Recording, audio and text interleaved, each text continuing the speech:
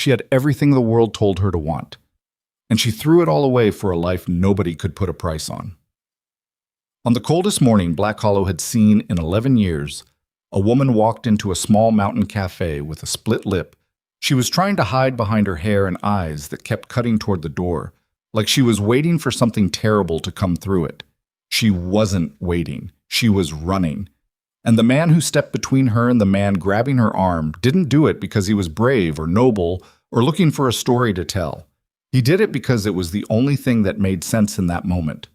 That man was Mason Holloway, and neither of them had any idea what they were walking into. If this is your first time here, welcome. Drop your city in the comments so I can see how far this story has traveled. Hit like, stay until the end, and let's begin. The truck's heater had stopped working 2 weeks ago. Mason Holloway knew this because his fingers went numb somewhere between the top of Ridge Road and the turnoff for Clement Street, and by the time he pulled into the gravel lot behind Dottie's Cafe, he could barely feel the steering wheel.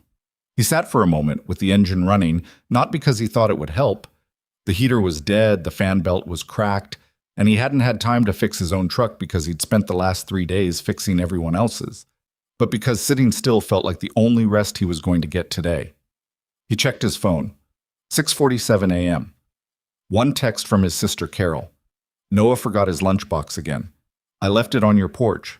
One missed call from the bank. No voicemail. He stared at the missed call for a second longer than he should have, then put the phone in his jacket pocket and got out of the truck. The cold hit him like a wall. Black Hollow sat at 4,000 feet, and in January it earned every inch of that altitude. The mountains pressed in close on 3 sides, and by mid-morning the sun would clear the eastern ridge and make everything look impossibly clean and bright. But at 6:45 the town was still buried in a blue-gray dark that made the lit windows of Dottie's look like something out of an old photograph. Steam drifted off the cafe's roof vent. The sign in the window said "Open" in orange neon that flickered on the left side. Mason crossed the parking lot with his hands jammed in his pockets and pushed through the door. The warmth hit him first. Coffee and bacon grease and the faint sweetness of something baked. And then the noise, which on a Tuesday morning in January meant 4 people. Earl Puckett at the counter with his usual black coffee and his usual silence. The Delaney sisters at the window table arguing about something in low, rapid voices. And Dottie herself behind the counter, already looking at Mason with the expression she used when she was about to tell him something he didn't ask for. You look terrible, she said. Morning to you too, Dottie. I'm serious. When's the last time you slept more than 4 hours? I sleep fine. He pulled out the stool at the far end of the counter, the one nearest the window, and settled onto it. Just the usual. Dottie set a mug in front of him before he asked. That was the thing about small towns. After enough years, the people who paid attention started finishing your sentences. Dottie had been finishing his since he was 19 years old and came in here with grease on his hands and a chip on his shoulder the size of a hubcap. Noah get off okay? She asked. Carol's dropping him. He forgot his lunch again. That boy would forget his head. He's 8. You forgot your head at 8 too. Some things are genetic. Mason wrapped both hands around the mug and let the heat work its way into his fingers. Through the front window he could see the street beginning to wake up. The hardware store owner flipping his sign. A woman walking a dog that looked deeply unhappy about the temperature. A plow truck grinding its way up the hill toward the elementary school. Black Hollow did this every morning. It came back to life slowly, like a thing that had been underwater. He was halfway through his coffee when the door opened. He didn't look up right away. He heard the bell, heard the cold air push in, heard Dottie say good morning in the slightly warmer voice she used for people she didn't know yet. He was reading the back of a paper napkin that someone had written a phone number on and left behind, not because he cared about the number, but because he needed something to do with his eyes while his brain woke up. Then he heard the man's voice, not loud. That was the thing that registered first. The voice wasn't loud. It was quiet in the specific way that made the hair stand up on the back of Mason's neck, the kind of quiet that means someone has learned to do damage without making noise. I told you to answer my calls. Mason looked up. There was a woman at the door. Young, maybe late 20s or early 30s, dark hair damp at the ends like she'd been outside without a hat. wearing a coat that was expensive enough to be out of place in this town and wrinkled enough to suggest she'd been sleeping in it. She had one hand on the door frame, and her body was angled away from the man who was with her, not dramatically, just away. The way people angle away when they've learned that the shortest distance to safety is a few inches. The man was a few years older, good-looking in a groomed, maintained way, the kind of face that photographed well. He was wearing a dark wool coat, and he had his hand on the woman's arm just above the elbow, not grabbing exactly, more like claiming. "I needed space," the woman said. Her voice was even, flat, controlled. "You needed space." He repeated it back to her like it was the stupidest thing he'd ever heard. "Vivian, you have a board meeting in 4 days. You have 300 people waiting on you to—" "I know." "Then what are you doing in—" He looked around the cafe with an expression of faint, unconcealed disgust. "Wherever this is." "Let go of my arm, Devin." He didn't. Mason set down his coffee mug. It wasn't a decision, exactly. It was more like his body made the call before his brain got involved, the same way it reached for a wrench when a bolt was stripped. Automatic, practical, just the thing that needed doing. He got up from the stool, crossed the cafe in about 6 steps, and stopped a few feet from them. "Hey," he said. The man, Devin, turned and looked at him. His eyes did a quick inventory. Work boots, canvas jacket with a small grease stain on the left cuff, calloused hands. Nothing impressive. His expression said the inventory came up short. "This is a private conversation," Devin said. "Might be," Mason said, "but she asked you to let go of her arm." A beat. Devin looked at him the way people look at things they're deciding whether or not to bother with. "Walk away," Devin said. "This doesn't concern you." "She said your name and she said let go." Mason kept his voice easy, not confrontational, not backing down, just level, like he was explaining something to someone who was going to understand it eventually. "That's 2 things. Seems pretty clear." Dottie had gone still behind the counter. Earl Puckett hadn't moved, but Mason caught the slight turn of the old man's head. The Delaney sisters had stopped arguing. Devin's hand didn't move from the woman's arm. Mason looked at her. "You want to come sit down?" She looked at him, really looked at him. Not a quick glance, but the kind of look that was trying to read something, figure out what the angle was, whether this was safe or just a different kind of trouble. He held still and let her look. "Yes," she said. "I would." She stepped to the side and Devin's hand fell away. Not gracefully, with the stiff release of someone who was choosing to let go because making a scene had a cost that currently outweighed the benefit. "This isn't finished," Devin said, but he was saying it to her back, which meant it was already finished for right now. Mason stood between them until the woman had moved past him toward the counter, then he turned and walked back without hurrying. He heard the door open behind him, the bell again, the cold air, and then the door closing. He sat back down on his stool. The woman was standing at the counter 2 seats down from where he'd been sitting. She was looking at the menu board above Dottie's head with the focused attention of someone who is trying to look normal and not quite pulling it off. Her hands, resting on the counter, were not entirely steady. "Coffee?" Dottie asked her, in the same tone she'd used with Mason. "Please?" A pause. "And whatever you'd recommend, something warm." "Oatmeal's good. I put brown sugar and a little salt in it, which sounds wrong, but it isn't." "That sounds perfect." Dottie poured the coffee and went to the kitchen pass-through. The woman wrapped her hands around the mug, and Mason could see, from where he was sitting, the slight shudder that went through her shoulders. Not cold, or not only cold. The particular kind of exhale that happens when you've been holding something tight for too long and you finally get half a second to put it down. He looked back at his own coffee. After a minute, she said without looking at him, "Thank you." "No problem." Another pause. "You didn't have to do that." "I know." "Most people wouldn't have?" He thought about that. "I don't know. Seemed like the kind of thing most people would do." She did look at him then. A short, sideways glance. "It isn't." He didn't argue with her. She'd know better than he would. "Mason," he said, and held out his hand. She looked at it for just a beat, a fraction of a second. and then shook it. Her grip was firm. "Vivian, you from around here?" "No." She wrapped both hands back around her mug. I needed to stop somewhere. I've been driving since last night." "From where?" She hesitated. "Albany." He nodded like that explained something, which it didn't really, because Albany was 3.5 hours away and the roads over the mountains were icy after dark, and driving them alone in the middle of the night wasn't something most people did unless they were running from something or running to something. But he didn't say that. Dottie came back with the oatmeal and set it in front of Vivian without ceremony, which was its own kind of kindness. Vivian ate it slowly, carefully, like someone who had been forgetting to eat. Mason finished his coffee. He had to be at the shop by 8. He had a transmission job that was already 3 days past when he'd promised it, and 2 other vehicles in the lot that needed attention, and the supply order he'd been putting off, and a call from the bank he was going to have to return before the end of the day. The list of things pressing on him was not short.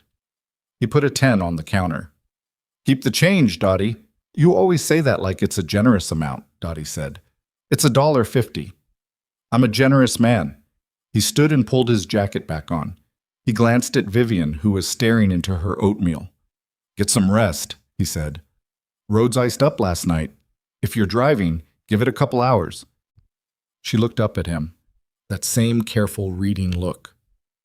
"Are you always this?" she started, and then seemed to decide against whatever word she was reaching for. "Okay. Thank you."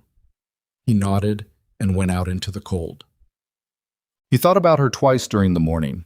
Once when he was under the Harrigan Subaru wrestling with the transmission, and his mind wandered the way it did when his hands were busy. He thought about the way her hands had shaken and the man's quiet voice, the particular softness of someone who'd learned that control didn't require volume. And once around 10:30, when his shop assistant, a 22-year-old named Garrett, who was excellent with engines and terrible with people, came in from the front and said, "There's a woman in the waiting room asking for you." Mason slid out from under the car and looked at Garrett. Garrett shrugged. "Dark hair, nice coat." She asked if this was Mason Holloway's shop. He wiped his hands on a rag and went out to the waiting room. It was a small room. 2 plastic chairs, a folding table with a coffee maker that only worked sometimes, a rack of outdated magazines, and a window that looked out onto the lot where the broken vehicles sat waiting. Vivian was standing by the window looking at the cars. She turned when he came in. "I'm sorry to come here," she said immediately. "I asked someone in town where the auto shop was." "It's fine. Something wrong with your car?" "No." She paused. "My tire looks low." "Maybe. I'm not sure." He looked at her. She was calmer than she'd been in the cafe, or she was doing a better job of appearing calm. He couldn't tell which yet. The coat was the same, but she'd combed her hair and she'd had time to straighten herself out. She looked like someone who was very good, generally, at straightening herself out. "I'll take a look," he said. Her car was parked on the street out front. A rental, a mid-sized sedan, sensible and anonymous. He crouched down and checked all 4 tires. They were all fine, all at reasonable pressure. He stood up. "Tires are okay?" he said. "Oh." She looked at the car. "I thought, Vivian." She stopped. "What's going on?" he asked. She looked at the street, down toward Dottie's, up toward the hardware store. The plow had come back through, and there were clean ridges of gray-white snow along both curbs. A couple of people walked past on the opposite sidewalk, bundled into shapelessness. "I didn't really come about the tire," she said. "I figured. She stopped, tried again. "That man, Devin, he found out I'm here. He texted me and he knows what town I'm in, which means he's either tracking my phone or he has someone doing it, and I don't—" She stopped again. Something moved across her face. Not panic, not quite, but the older, more exhausted version of panic that sets in when panic has become so routine it doesn't spike anymore. "I don't know what I'm doing. I needed to tell someone that, and I don't know anyone here."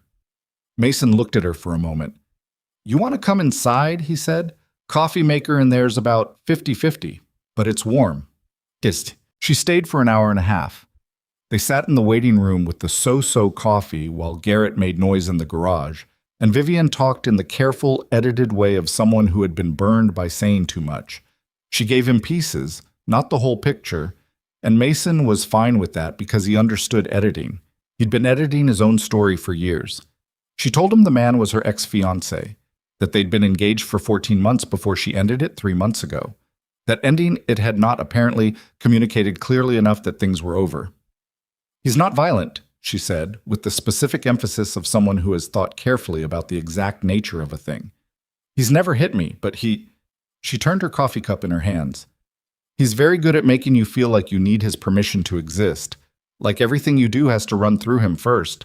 And I got very good at navigating that, which is probably worse than if I'd just... Anyway, Mason agreed. I left New York without telling him. Without telling almost anyone. I just got in the car and drove until I got tired, and I stopped here because there was a light on." She looked at the window. "That's a stupid reason to stop somewhere." "Not really. I've been here 2 days and I have no idea what I'm doing." "Where are you staying?" "The inn on Maple Street, the one with the blue shutters." That was Patrice Odom's place. 3 rooms, usually empty in January, quilts on every bed and a cat that sat on the stairs and hissed at guests impartially. "Patrice runs a good place," Mason said. "She brought me soup last night without asking." "Yeah, that sounds like Patrice." Vivian almost smiled at that. Not quite. The corners of her mouth moved. "Can I ask you something?" she said. "Sure." "Why did you say anything? In the cafe. You didn't know me." He thought about it honestly. "I don't know. It looked wrong. The way he was holding your arm looked wrong." He shrugged. "I've got a kid, 8 years old. I'd want someone to say something." She looked at him. "How old is she?" Noah. "Sorry."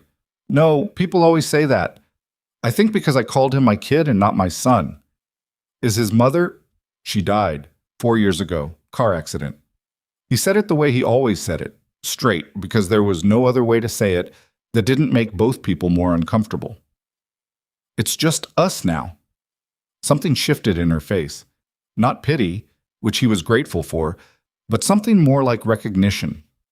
The look of someone who understands loss without needing to perform sympathy about it. "I'm sorry," she said. "Yeah." He finished his coffee. "Me too." Dad. She came back the next morning. Not to the shop, to Dottie's. Mason was on his usual stool at 6:47 and at 7:03. The bell above the door rang and Vivian came in, wearing the same coat and a knit hat he hadn't seen before, probably purchased from the general store up the block. She sat down 2 stools from him, same as yesterday, and Dottie put coffee in front of her without asking. "Morning," Mason said. "Morning." She pulled the hat off and her hair went sideways. She pushed it back with one hand. "I turned my phone off." "The tracking thing?" "Yes." She wrapped her hands around the mug. "I know it's not a long-term solution." "Probably not. I'm working on it." They sat with that for a moment. Dottie's radio was on. Country station out of the next county over. Something slow and guitar-heavy drifting in from the kitchen. Earl Puckett was in his usual spot. 2 snowplow guys Mason recognized were in the corner booth trading sections of a newspaper. "Can I ask you something?" Mason said. "You asked that yesterday and then asked it anyway before I answered." "Fair point." He glanced at her. "What do you do? For work, if you don't mind." A pause. Short, but there. "Business," she said. "Corporate. I run a company." "What kind?" "Consumer products. Retail. It's—" She picked up her mug. "Complicated to explain." "You don't have to explain it." "No, I just mean—" She seemed to be choosing something. "It's large, larger than I sometimes want it to be." He nodded. He didn't push.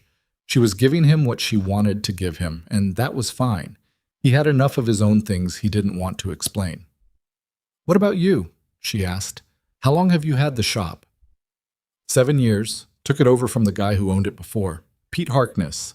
He was ready to retire and I'd been working for him since I was 22, so... He turned his mug in a small circle on the counter. "It's not big, but it's mine." "That matters." "Yeah, it does." She looked at him. Do you like it? Actually like it, not just do you find it meaningful, the way people say they do when they mean they've made peace with something they didn't choose. That was a precise question, sharp even. He thought about it for a second. I actually like it, he said. I like fixing things. Something comes in broken and it leaves working. That's clean. There's not a lot of clean in life. She was quiet for a moment. No, she said. There really isn't. Tut. By the end of the first week, it had become a thing. Not a planned thing. Mason didn't plan it, and he was fairly sure she didn't either. But at 6:47, he was on his stool, and by 7:05, Vivian was on hers, and Dottie started putting the second mug out preemptively, which meant it was official in at least one person's mind. They talked. Not about big things, mostly. About the town, which Mason knew and she was beginning to learn. About Noah, who Vivian asked about with a specific kind of careful curiosity, like someone who was interested but didn't want to assume any claim on the subject. About the cold, which was relentless that January and had knocked out power on the south side of town for a day and a half and left 3 people's pipes frozen. She was staying. Mason could see that even before she said it, because she'd stopped talking about her plans to leave and started asking about things that required a future. Where was the nearest decent grocery store? Was there a library? Did Patrice's inn rent by the week? He didn't comment on it. It wasn't his business, and anyway, people stayed in Black Hollow for stranger reasons than running from something. On Thursday of that first week, he was leaving Dottie's at his usual time when she said casually, without looking at him, "Is there anywhere good for dinner?" "That's not Dottie's." "Not that Dottie's closes at 2, Mason said. "Dinner's either Remy's bar or you're cooking." "I'm not much of a cook." "Remy's makes a decent burger. Chili on Thursdays." She nodded at the counter. He pulled on his jacket. "You could come to my place," he said. And then, before that could land wrong, "I cook Thursday nights. Nothing fancy. Noah eats with me, and then it's usually leftovers for 2 days. There's always enough." She looked at him. That reading look, assessing. "I don't want to intrude," she said. "You wouldn't be, but it's up to you." She thought about it for a moment that stretched just long enough that he figured she was going to say no politely. Then she said, "What time?" "Don't." She showed up at 6:30 with a bottle of wine she'd driven 40 minutes to a proper store to buy, which he only found out later, and a slightly nervous energy she was mostly hiding. The house was not impressive. He knew that. 3 bedrooms, one of which was mostly storage since he'd converted it for Noah when Noah was old enough to not need the crib, wood floors that needed refinishing, a kitchen that was functional and nothing else, and a living room that looked like what it was, a place where a single man and an 8-year-old spent most of their time, which meant there were books stacked in unreasonable places, a collection of small rocks on the windowsill that Noah had been assembling for 2 years, and a couch that had been through too much to look good anymore but was the most comfortable piece of furniture Mason had ever owned. Noah was in the kitchen when Vivian came in, allegedly doing homework but actually doing the thing he always did, which was draw elaborate pencil sketches in the margins of his math worksheets and call it thinking. "Noah," Mason said, taking Vivian's coat. "This is Vivian. She's going to have dinner with us." Noah looked up from the table. He had Mason's dark eyes and his mother's mouth, and a combination of both their stubbornness that had produced, in 8 years, a kid who was occasionally maddening and generally fantastic. He looked at Vivian the way kids that age look at strangers, direct, unfiltered, slightly suspicious. "Hi," he said. "Hi," Vivian said. "Do you like chili?" "I think so. I haven't had it in a while." Noah considered this. "My dad makes it with cornbread. The cornbread's good. The chili is okay, but he puts too many beans." "I put a normal amount of beans," Mason said from the stove. "There's a thing called too many beans, Dad. That's a matter of opinion. It's not." Noah turned back to Vivian with the gravity of someone settling a debate. "It's beans." Vivian sat down at the table. She didn't sit like a guest. She didn't perch at the edge of things or look around with the politely appreciative expression people used in other people's homes. She just sat, elbows on the table, and looked at Noah's sketch. "What are you drawing?" she asked.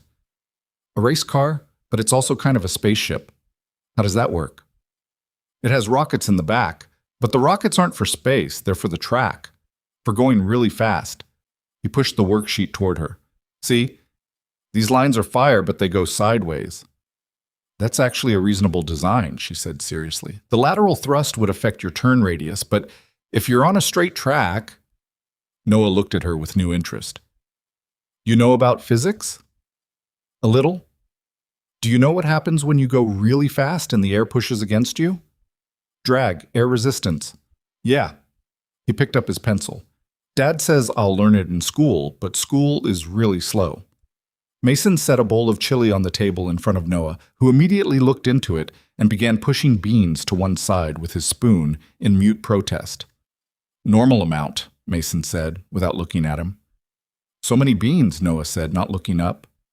Vivian was watching the two of them with an expression Mason caught out of the corner of his eye. Not the sentimental look people sometimes got around fathers and kids, the "oh, isn't that sweet" look. Something more complicated than that. Something that looked almost like hunger, but the kind that has nothing to do with food. He set a bowl in front of her and sat down. Cornbread's in the pan, he said. Help yourself, Mom. She stayed until almost 9. After dinner, Noah commandeered her attention for 40 minutes to show her his rock collection, which he organized by color and not by type, a choice he defended at length and with considerable passion. She listened to every word of it. She asked questions that were not polite filler questions, real questions that made Noah stop and think before he answered. When Mason came back from washing dishes, Noah was explaining the difference between quartz and feldspar with the confident authority of someone who had done exactly the reading on this subject and wanted everyone to know it. After rocks, it was bedtime, and Noah hugged Mason and then, with the unselfconscious ease of someone who hadn't yet learned to be guarded about affection, also hugged Vivian. She went very still for a second. Her arms came up around him, but she went still first, like it caught her off guard, like it had been a long time since someone had done that. When Noah was in bed, they sat in the living room with what was left of the wine. Mason had had 1 glass, Vivian had had less, and talked for a while longer. The house got quiet in the way it always did after Noah was asleep, a particular kind of quiet Mason had never decided whether he liked or just tolerated. He's wonderful, Vivian said. He's a lot, Mason said. But yeah. He's curious about everything. She seemed to be thinking about how to say it. That's a thing some kids lose. He hasn't lost it. Not yet. She turned her wine glass in her hands. Do you think that's you, or is it just him? What do you mean? Did you raise him to be that way, or is he just like that? Mason thought about it honestly. I think it's mostly him. I just try not to get in the way of it. She was quiet for a moment. That's not nothing. He looked at her. She was looking at the window, at the dark outside where the snow had started again. You could see it in the light from the porch, soft and steady. Are you okay? He asked. Not as small talk. He meant the real version of the question. She was quiet for long enough that he thought she might not answer. Then she said, I don't know, I think I might be, for the first time in a while. Which is strange, because on paper this is... She gestured vaguely. This is not a good situation, objectively. I've abandoned my responsibilities. I'm hiding from someone who won't respect my boundaries. I'm eating chili with someone I've known for a week, objectively. Objectively, Mason agreed. But I feel... She stopped. I feel like I can breathe, which I haven't felt in a long time. He didn't say anything. Sometimes the right answer to that was silence, and he'd learned that the hard way, through all the times he'd tried to fill it. She left at 9:15, and he stood on the porch until her taillights disappeared down the road, and the snow came down soft and steady, and the town was quiet around him. He had not been looking for anything. He wanted to be clear with himself about that, because in the weeks before Vivian showed up, his life had felt very full in the narrow, dense way that busy lives do, full of the shop and Noah and the bill from the bank and Carol's twice-weekly check-ins and the slow creaking of a house that needed more maintenance than he had time for. Not empty, full, just pointed in one direction, toward the practical, toward keeping things going. He had not been lonely, exactly. He'd had that conversation with himself a couple of years back and landed somewhere complicated. He missed his wife, Laura, in a way that was not the same as loneliness and never would be. He missed her specifically, her habit of humming while she cooked, always slightly off key. The way she said his name, Mason, drawn out a little at the end, like a question she already knew the answer to. The specific weight of her hand on his arm when she was trying to get his attention without interrupting. He didn't miss having someone. He missed her. Those were different things, and keeping them separate had been its own quiet work. So he told himself, over the first week and into the second, that Vivian was just a person he was being neighborly toward. Black Hollow was that kind of town. You brought soup to the stranger at the inn, you spoke to the new face at the cafe, you didn't let people navigate an unfamiliar place alone if you didn't have to. He was being a decent human being in a small community, that was all. Then Noah, on the 10th day, asked at breakfast, "Is Vivian coming to my school thing on Friday?" Mason looked at him. "What school thing? The science fair?" "Well, it's not a real science fair. It's more like a—" Noah made a wave with his fork. "A presentation thing. For parents. I'll be there." "I know, but can Vivian come?" Mason set down his coffee. "Why would Vivian come? She's not—" He stopped. "She's not family, buddy." "I know. But she knows about physics." Noah speared a piece of egg. "She'd understand my project better than you would, probably." "Thanks. You're good at cars. You're not as good at science. I use physics every day." Noah gave him a look that 8-year-olds give their fathers, the look that says they are being patient but they shouldn't have to be. "Can I ask her?" "That's—" Mason picked up his coffee. "You can ask her. She might be busy." She was not busy. When Noah asked her at the cafe the next morning, he'd come with Mason that day, a school late start day, and sat on the stool next to Vivian and asked in the direct, no preamble way he asked everything. Vivian said yes without pausing to think about it, and then looked at Mason over Noah's head with an expression that was half asking if that was all right. He gave a small nod. It was all right. He didn't examine why that felt like something. He just let it be. The science fair, the presentation thing, Noah's correction running automatically in Mason's head, was in the gymnasium of Black Hollow Elementary, which smelled like every elementary school gymnasium in the Northern Hemisphere, sneakers and wood floor, and the ghost of whatever they'd made in the cafeteria that day. The projects were on folding tables arranged in a U around the perimeter, and the parents moved through them with the specific mixture of genuine interest and performance that school events required.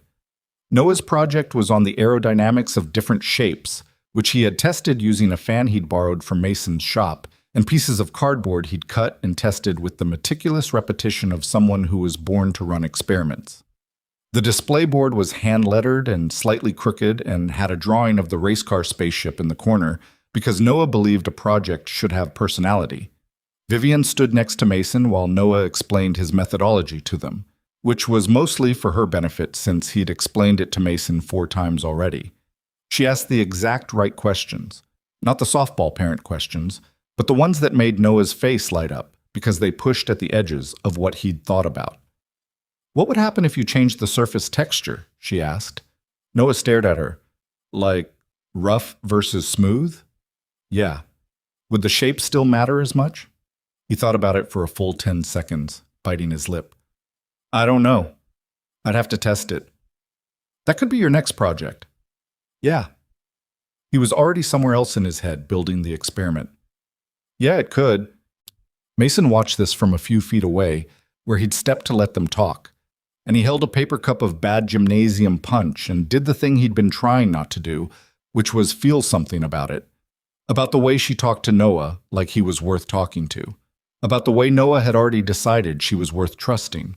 About the way the 3 of them fit in this gymnasium, in this school event, in this ordinary Tuesday evening in this small mountain town, fitting in a way that had no business being as natural as it was, given that 2 of the 3 of them had known each other for less than 2 weeks. He told himself it was nothing. The cup of punch was cold and sweet and terrible, and the gymnasium was warm, and across the table his son was explaining drag coefficients to a woman who had driven through the mountains in the middle of the night with nowhere specific to go. And Mason Holloway stood very still with his terrible punch and let himself feel, just for a moment, the specific and complicated thing he was refusing to name. He put the cup down. He walked back over to them. "Good job, buddy," he said, and Noah said thanks, Dad without looking up, already sketching something in the margin of his notes, and Vivian looked at Mason, and her eyes were warm and careful at the same time. Outside, the snow had stopped. The sky through the high gymnasium windows was clear and dark and full of stars, the kind of sky you only got in places where the light didn't reach, sharp and cold and unbelievably large. Mason was not looking for anything, but sometimes things find you anyway. February came in harder than January, which in Black Hollow meant something. The temperature dropped another 8 degrees, the kind of cold that made the wood in old houses crack at night like something was trying to get in. And the mountain roads iced over so reliably that Mason started keeping a bag of sand in the truck bed just to spread at the bottom of his driveway every morning. The town contracted the way it always did in deep winter. People moved between home and necessary stops without lingering. The sidewalks cleared out by 4 in the afternoon, and the only places that stayed warm and populated past dark were Dottie's in the morning and Remy's at night. Vivian was still at Patrice's inn. She'd been there 3 weeks now, which was longer than Patrice had had a guest stay since the couple from Boston, who'd come to look at property 2 years back and ended up staying 5 weeks before deciding Black Hollow was too remote. Patrice had mentioned this to Mason at the hardware store. Not as gossip exactly. Patrice was not a gossip, but as the kind of information that got shared between people who paid attention to their town. She'd said it the way she said most things, flat, factual, with a slight uptick at the end that meant she was watching to see what he did with it. Mason had nodded and said he was glad Patrice had a guest, and Patrice had looked at him with the expression she used when she knew there was more to a thing and was deciding whether to press it. She didn't press it. That was also Patrice. The mornings at Dottie's had become fixed. Vivian arrived between 7 and 7:10. Mason was always already there. And they drank coffee and talked for 40 minutes before he drove to the shop, and she walked somewhere. The library some days, the small park by the creek on the days when the cold eased enough to make it bearable, once or twice into the hardware store where she'd struck up an unlikely friendship with Gus Tanner, who was 74 and had opinions about everything and seemed delighted to have found someone willing to hear them all. "Gus told me the history of every building on this block," she said one morning, both hands around her mug, hat pushed back on her head. She'd bought better cold weather gear by now. Proper boots, a heavier jacket, a hat that actually covered her ears. She looked less like someone who'd arrived somewhere by accident and more like someone who was beginning to inhabit a place. "Did you know the building where your shop is used to be a feed store? And before that it was some kind of tannery?" "Gus will tell you what it was in 1887 if you give him a chance," Mason said. "He did. He told me about 1887. She looked almost pleased about this. "He said the man who owned it was a crook and everyone knew it. Everyone still knows it. That man's great-grandson went to school with me." "Is he also a crook?" "Mostly he just doesn't use his turn signal." She laughed. It was the first time he'd heard her actually laugh. Not the polite exhale, not the almost smile, but an actual laugh, quick and a little surprised, like it caught her off guard too. Dottie, behind the counter, glanced over and said nothing, but her expression shifted in the way it did when she approved of something. Mason looked back at his coffee. He was being careful. He knew he was being careful. He'd been careful since the second week, since the science fair, since the night she'd sat in his living room and said she could breathe. There was a version of being careful that was the right thing, and a version that was just fear wearing the right thing's clothes, and Mason was not always certain which one he was practicing. What he was certain about, she was still keeping things from him. Not dishonestly. More like there were rooms in her that she hadn't opened yet, that she was still deciding whether to open. She talked around her company the same way every time, sliding to the edges of it without going in. She never talked about money. She'd mentioned New York a handful of times, but always briefly, in the past tense, like a place she'd visited a long time ago. He didn't push. He figured she'd tell him what she wanted to tell him when she wanted to tell it, and if she never did, that was also her right. He'd met people in Black Hollow who'd been there 20 years and still hadn't explained what they'd left behind. The mountains collected people like that. It wasn't his business to collect their reasons. What became his business, slowly and without any clear moment he could point to, was the rest of her. The part that showed up at Dottie's every morning. The part that asked about Noah with the particular attentiveness of someone who was genuinely interested and not performing interest. The part that walked around this town learning its bones like she might need to know them. On a Wednesday, in the second week of February, she showed up at his shop. Not like the first time, with the pretense about the tire. She came in through the front door, said hello to Garrett, who by now had developed a slight awkwardness around her that Mason found mildly entertaining, and came to the garage door and knocked on the frame. Mason was under a pickup. He rolled out on the creeper, looked up at her.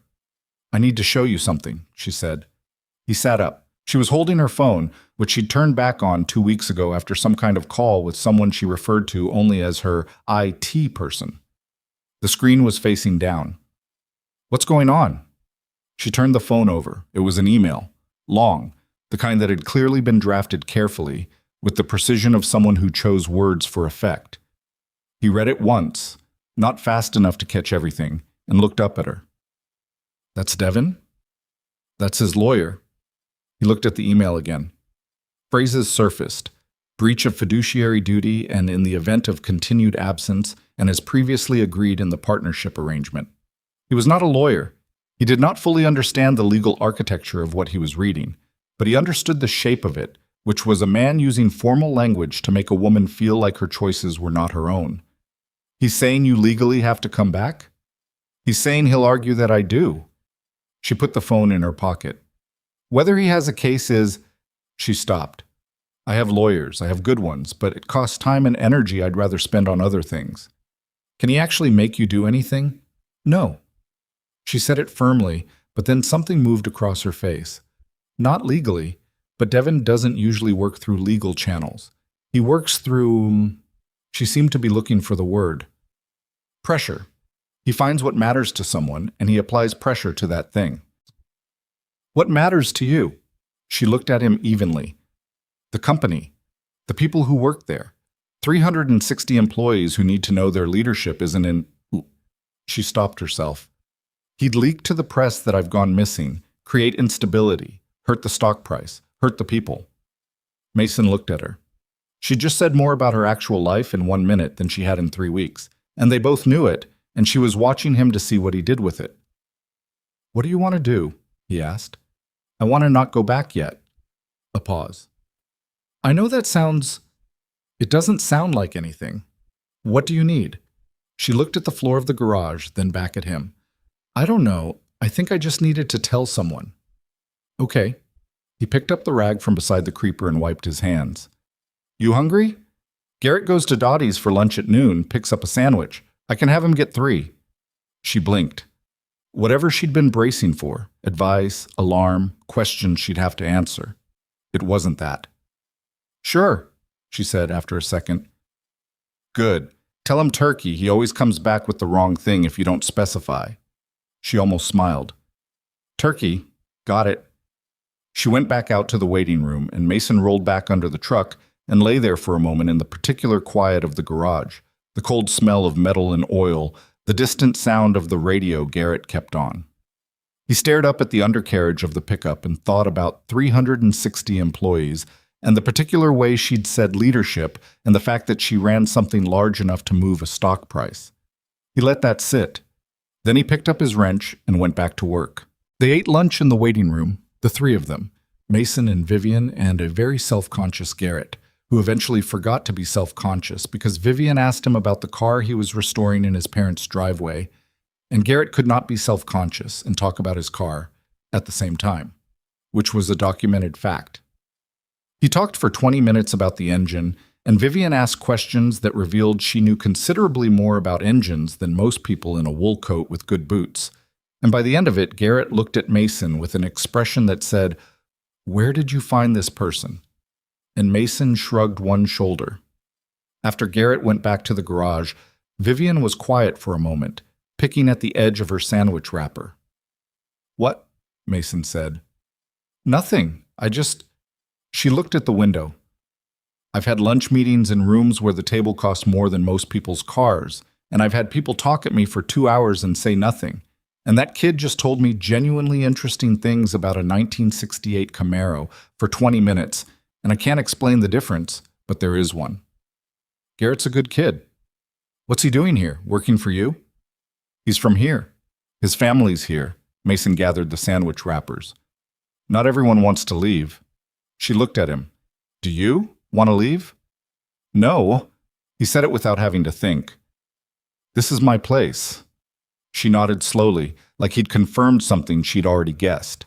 The thing about a small town was that it had no neutral spaces. Every place had a history, belonged to someone's story, carried the weight of prior versions of itself. Dottie's was where Mason had sat with his wife on their first date, 24 years old and trying too hard, and where he'd also sat 2 years after she died and eaten a bowl of soup because Carol had made him leave the house. The shop was where he'd learned to be competent at something, and then good at it, and then to build a life around it. His house was where Noah had been born, in the upstairs hallway because they hadn't made it to the hospital, and where Laura had died in a piece of paper. An officer at the door, 9 in the morning, and the world rearranging itself around that fact. He'd thought after Laura that Black Hollow would become a place he needed to leave. Too many corners with her in them. Too many streets that remembered. Instead, the opposite had happened. He'd held on to it harder, the way you hold on to what's still whole when something breaks. The town knew him. His grief had been absorbed by it, the way a town absorbs everything that happens inside it, without making a fuss. He'd stopped wondering, at some point, what it would be like to want something different. Now he found himself wondering again. Not clearly, not yet, just the small, involuntary wondering that starts before you know it's starting. Vivian stayed until 2, when he had to get back to work, and she walked back to Patrice's inn through the snow, with her hands in her pockets and her new hat pulled down over her ears. And he watched her go from the doorway of the shop for probably 5 seconds longer than he should have before going back inside. Garrett appeared at his elbow. She's something, Garrett said. Get back to the Subaru, Mason said. Garrett got back to the Subaru. But he was smiling, and he didn't bother to hide it, and Mason told himself he was going to charge him half an hour of overtime just for the expression on his face. He didn't, but he thought about it. By the 3rd week of February, Vivian was at the shop 3 times. Noah had appointed himself her guide to everything in Black Hollow he considered important, which included the creek when it partially thawed, the best hill for sledding 2 streets up from the elementary school, and a particular tree in the park that he claimed had the best climbing branches in town. And Mason had stopped pretending he wasn't watching for her in the mornings. The Friday she came to dinner for the 2nd time, she brought something for Noah, a book about aeronautical engineering written for kids, but not in a condescending way. The kind of book written by someone who remembered what it was like to be 10 and furious that adults kept underestimating you. Noah looked at it for about 30 seconds and then went silent for 40 minutes, reading at the kitchen table with the book propped against his water glass, while Mason made pasta and Vivian sat on the counter. She'd moved from the table to the counter at some point in the first hour, naturally, without being invited, the way people move when they're comfortable, and they talked about nothing in particular. It was the nothing in particular that was getting to him, the ease of it. He'd expected something with her to feel effortful, given everything. The wealth he'd started to understand was significant, the life she was stepping away from, the man who sent lawyers emails. He'd expected her to be high maintenance in some way he couldn't specify, because people from that world usually were, in his limited experience of it, which was mostly television and the occasional customer who drove in from the city and looked at his shop like they were not sure how they'd arrived here. She was not high maintenance. She was, if anything, the opposite. She was someone who had stopped demanding things from her immediate environment because she'd spent years in an environment that demanded everything from her. She fit into the shape of an evening without pushing at its edges. She ate the pasta and said it was good and meant it, not as a compliment, but as a fact. She washed her own bowl without being asked and dried it and put it in the wrong cabinet and then found the right one.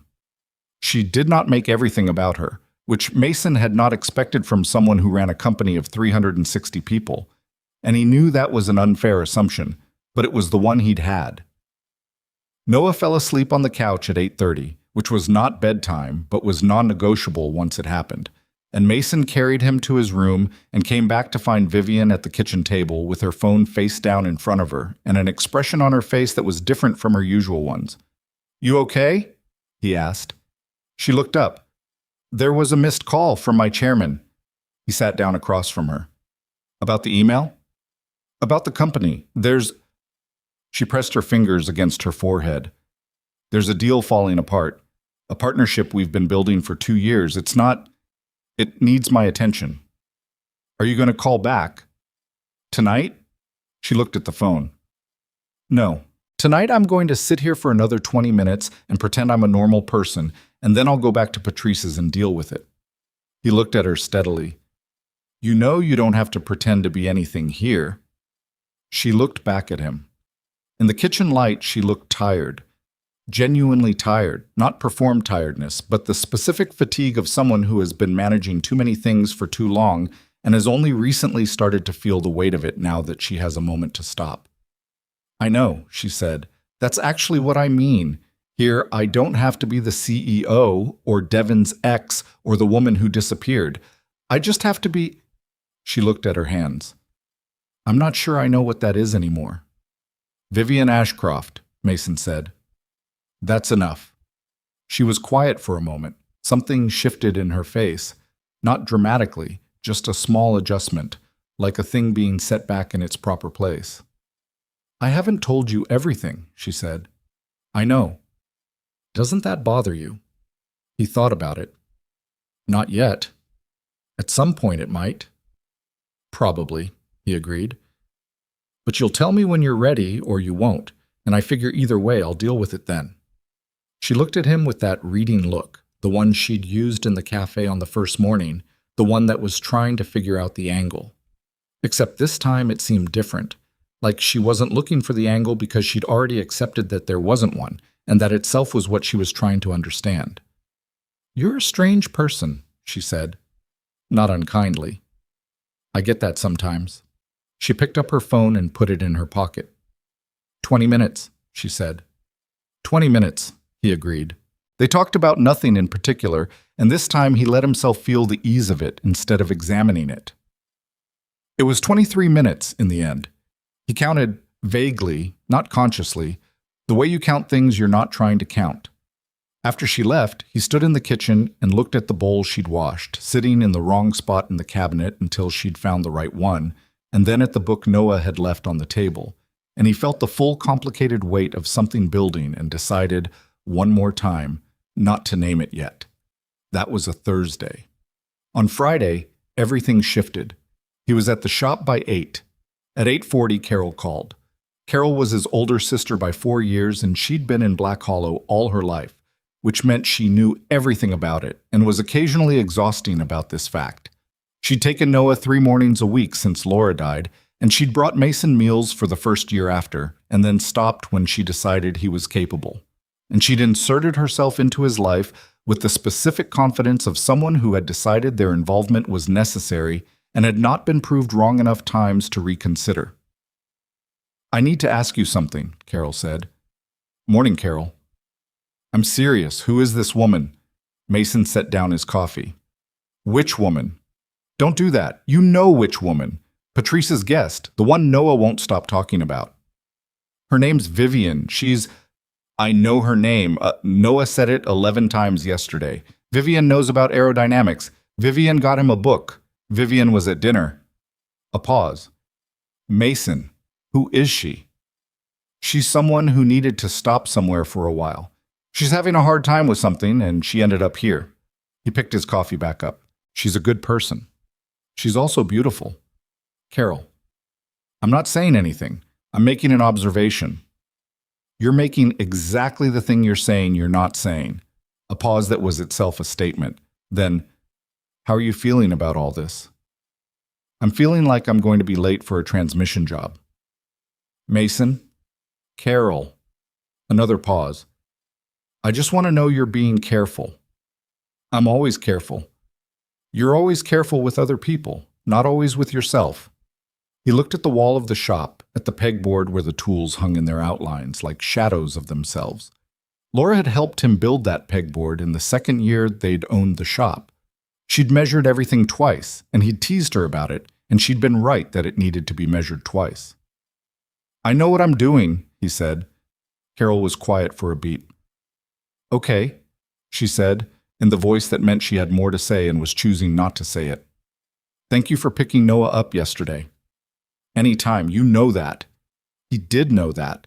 It was one of the things he held on to without examining too closely, because examining it made him too aware of what he'd have done without it. He hung up and stood there for a moment with the phone in his hand.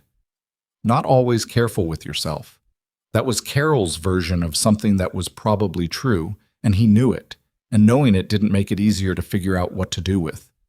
The thing he'd been watching in Vivian, the thing that was starting to get to him in a way he didn't have clean language for, was not just that she was beautiful or smart or that she knew about aeronautical engineering or made Noah light up. It was the tiredness underneath everything. The way you could see, if you watched her when she wasn't watching herself, that she was a person who had been running for so long she'd forgotten it was something she chose to do. The way she sat in his kitchen and looked like someone who had just put something very heavy down and wasn't entirely sure it was safe to put it down. He recognized that. Not from his own life. His version of it was different, was grief rather than pressure. But he recognized the shape of it. The exhaustion that doesn't respond to sleep. The sense of having lost track of where the obligation ends and the person begins. He'd lost himself in it too, after Laura. Not dramatically, not in a way anyone could have pointed to, just he'd become very efficient. He'd become very good at managing the pieces of his life, at keeping things running, at being fine. And he'd confused that with being okay for longer than he should have. He was only now, 4 years out, becoming something more than efficient. He thought about this. He thought about Vivian. He thought about the way Carol had said beautiful, like it was a warning. Then he put his phone down and went to work, because the transmission wasn't going to fix itself. In the third week of February, the storm came. Not the gentle daily snowfall that Black Hollow was used to, but an actual storm, the kind the weather service named and the local radio talked about for 3 days before it hit. 2 feet of snow in 36 hours, wind that came off the mountains at 40 miles an hour, and made walking outside feel like an argument you couldn't win. The roads closed. The plows worked in shifts. School was canceled 2 days in a row, which meant Noah was home, which meant Noah ran out of things to do by noon on the first day and then had to find other things, which at 8 years old with good imagination and no internet, the router went down with the power at 10:30, meant building a fort out of every blanket in the house and establishing it as a sovereign nation. The shop was closed both days, which meant Mason was home, which was unusual enough that he didn't quite know what to do with himself for the first few hours. He fixed a door hinge that had been loose for 6 months. He made a pot of chili, which Noah observed with suspicion. He shoveled the walk twice and it filled in both times before he was done. On the afternoon of the first day, he called Patrice's inn to check that the power was back on there. Patrice answered and said yes, the power was back, and her guest was fine, and she was feeding her soup. Good, Mason said. Should I tell her you called? Patrice asked. No, I was just checking. Said Patrice. He put the phone down and went to see what was happening in the sovereign nation of the blanket fort. At 4 o'clock there was a knock at the door, which was strange because the storm was still going and the streets were still closed and he wasn't expecting anyone. He opened it and Vivian was on the porch with snow in her hair and on her shoulders, and she looked like she'd been walking for a while. You walked here? He said. It's 6 blocks. She was holding a bottle of wine and a paper bag that had a dark spot from the snow. Patrice's cat has been staring at me for 2 days and I needed to go somewhere. Come in. He stepped back. Take your boots off. They're soaked. She stepped in, stamping snow off her boots, and Noah emerged from the fort at the sound of the door and said, with the authority of a head of state, Vivian, good timing. We need a third person. For what? She said, unwinding her scarf. Strategy. He was already retreating back into the fort. Come see. She looked at Mason. He took the wine and the paper bag from her. Go, he said. It's important. She went. He set the wine on the counter and opened the paper bag. Inside were 2 slightly squashed croissants from somewhere. He looked at them, puzzled, because there was nowhere in Black Hollow to get croissants. Later she would tell him she'd made them at Patrice's inn that morning, because Patrice had butter and flour, and she'd needed something to do with her hands, and Patrice had looked at her in a way that suggested she understood that. She would say that she hadn't baked anything in 4 years because she'd been too busy, and that she'd forgotten how much she liked it, and that they probably weren't very good. They were excellent. But he didn't know any of that yet. He just looked at the croissants and put them on a plate and listened to the storm against the windows and the sound of his son explaining the geopolitics of the blanket fort to Vivian, who was apparently receiving this information very seriously based on the questions she was asking. He poured 3 glasses of water because it was 4 o'clock and the wine could wait, and carried them to the edge of the fort, and Noah's hand emerged and took 2 of them. "Thank you, Secretary of the Interior," Noah said. "What?" "That's your role, Secretary of the Interior. It means you're in charge of supplies." "Does the Secretary of the Interior get to come in the fort?" A consultation happened inside the fort, conducted in whispers. Then Noah, "Yes, but you have to bring the wine. That's the tribute." Mason looked at Vivian's face, barely visible in the gap of the blanket door. She was trying not to laugh. "The tribute," Mason said. "It's tradition," she said, completely straight. He got the wine. They spent 2 hours in the blanket fort. It was cramped and the floor was hard, and Noah talked for most of it, explaining the fort's constitution, which he was making up as he went, and which Vivian was editing in real time in a way that Noah found deeply satisfying. Mason sat with his back against the couch and his knees folded too high and his glass of wine in his hand and listened to his son negotiate the terms of an imaginary government with a billionaire who had driven to a mountain town in the middle of the night and learned to make croissants at Patrice's Inn, and he felt very clearly, and without any ability to push it away this time, that he was in the middle of something. He wasn't sure what it was. He wasn't ready to be sure, but he stopped pretending it was nothing. The storm broke on the second day, and the town came back to life in that particular way it did after a storm. All at once, all the sounds were turning together: plows, shovels, engines turning over, kids outside with sleds, the creak and drip of ice melting off roof lines. Mason opened the shop on the 3rd day and found 3 voicemails from customers and a note from Garrett saying he'd already shoveled the lot, which was above and beyond, and Mason made a note to find a way to acknowledge that without making it weird. Vivian came to Dottie's the morning after the storm ended with her hair still damp and an expression that was different from the ones that had come before it. Not happier exactly, more present, like she'd made some small decision in the middle of being snowed in that she hadn't announced. She sat down. Dottie put the coffee in front of her. "I talked to my chairman last night," she said. Mason looked at her. "And?" "And it's fixable. The deal. It's not great, but it's manageable. My team has been handling it." She wrapped her hands around the mug. She stopped. "I've been so convinced that everything falls apart when I'm not there. Because Devin always said," she stopped again, differently. "He always said the company needed me. Specifically me, all the time, every decision. And I believed it because it felt true. It felt like evidence." A pause. "But it's not true. My team is good. They've been good the whole time. I've just been managing everything yourself," Mason said. "Controlling it."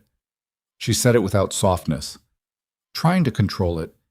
Because he made me feel like if I wasn't controlling it, it would all She cut it off. "Sorry, this is not your problem. You don't have to apologize. I tend to over-explain when I'm figuring something out." "Figure away," he said. She looked at him. That look that was trying to figure out the angle, except it wasn't looking for an angle anymore. It was something else now. Something more direct, more unguarded, like the first layer of whatever she kept carefully managed had started to loosen. "What?" he said. "Nothing." She looked at her coffee. "I'm just..." A pause. "I'm not used to people being straightforward. It's just how I am." "I know, that's what I mean." She was quiet for a moment. "Most people have something they want." "From you specifically?" "From me. My name, my money, my..." She made a small gesture. "My adjacent things." He thought about what she'd said carefully. "I want good coffee and to not be late to work," he said. "That's what I've got." She almost smiled. Then she did smile fully, the real version of it. And he saw what her face looked like when she wasn't managing it, and it was something he held on to for the rest of that day without meaning to. The last week of February brought a thaw. Not true spring, not in the mountains, but a 3-day period where the temperature climbed enough to turn the top layer of snow to slush and make the creek run loud and the air smell like pine, and something darker underneath, like the earth coming back to itself. Mason took Noah to the creek on Saturday, the way he always did when the weather turned. It was a ritual. The same spot, the same flat rocks, the same counting of how high the water had risen since winter. Noah threw rocks at the ice that was still hanging off the far bank. Mason watched. He'd called Carol that morning and told her some of what was happening. Not all of it. He didn't have all of it yet, but enough. He'd said, "I think I'm feeling something that I don't know what to do with." Carol had been quiet for a moment. Then she'd said, "That's different from what you usually say." "What do I usually say?" "Nothing." "You usually say nothing." He'd thought about that. "Is nothing bad?" "It's not bad. It's just very you." A pause. "Mason, feeling something isn't the same as doing something about it. You're allowed to just feel it for a while." He was trying to do that. He was not good at it. Noah threw a particularly satisfying rock that broke a chunk of ice off the far bank and turned to Mason with both arms raised. "Did you see that?" "I saw it. Direct hit." "Direct hit," Mason agreed. Noah dropped his arms and went back to looking for rocks. He was quiet for a moment, which was unusual enough that Mason paid attention to it. "Dad?" Noah said. "Yeah." "Do you like Vivian?" Mason looked at his son. "She's a good person." "Yeah." "I mean, like..."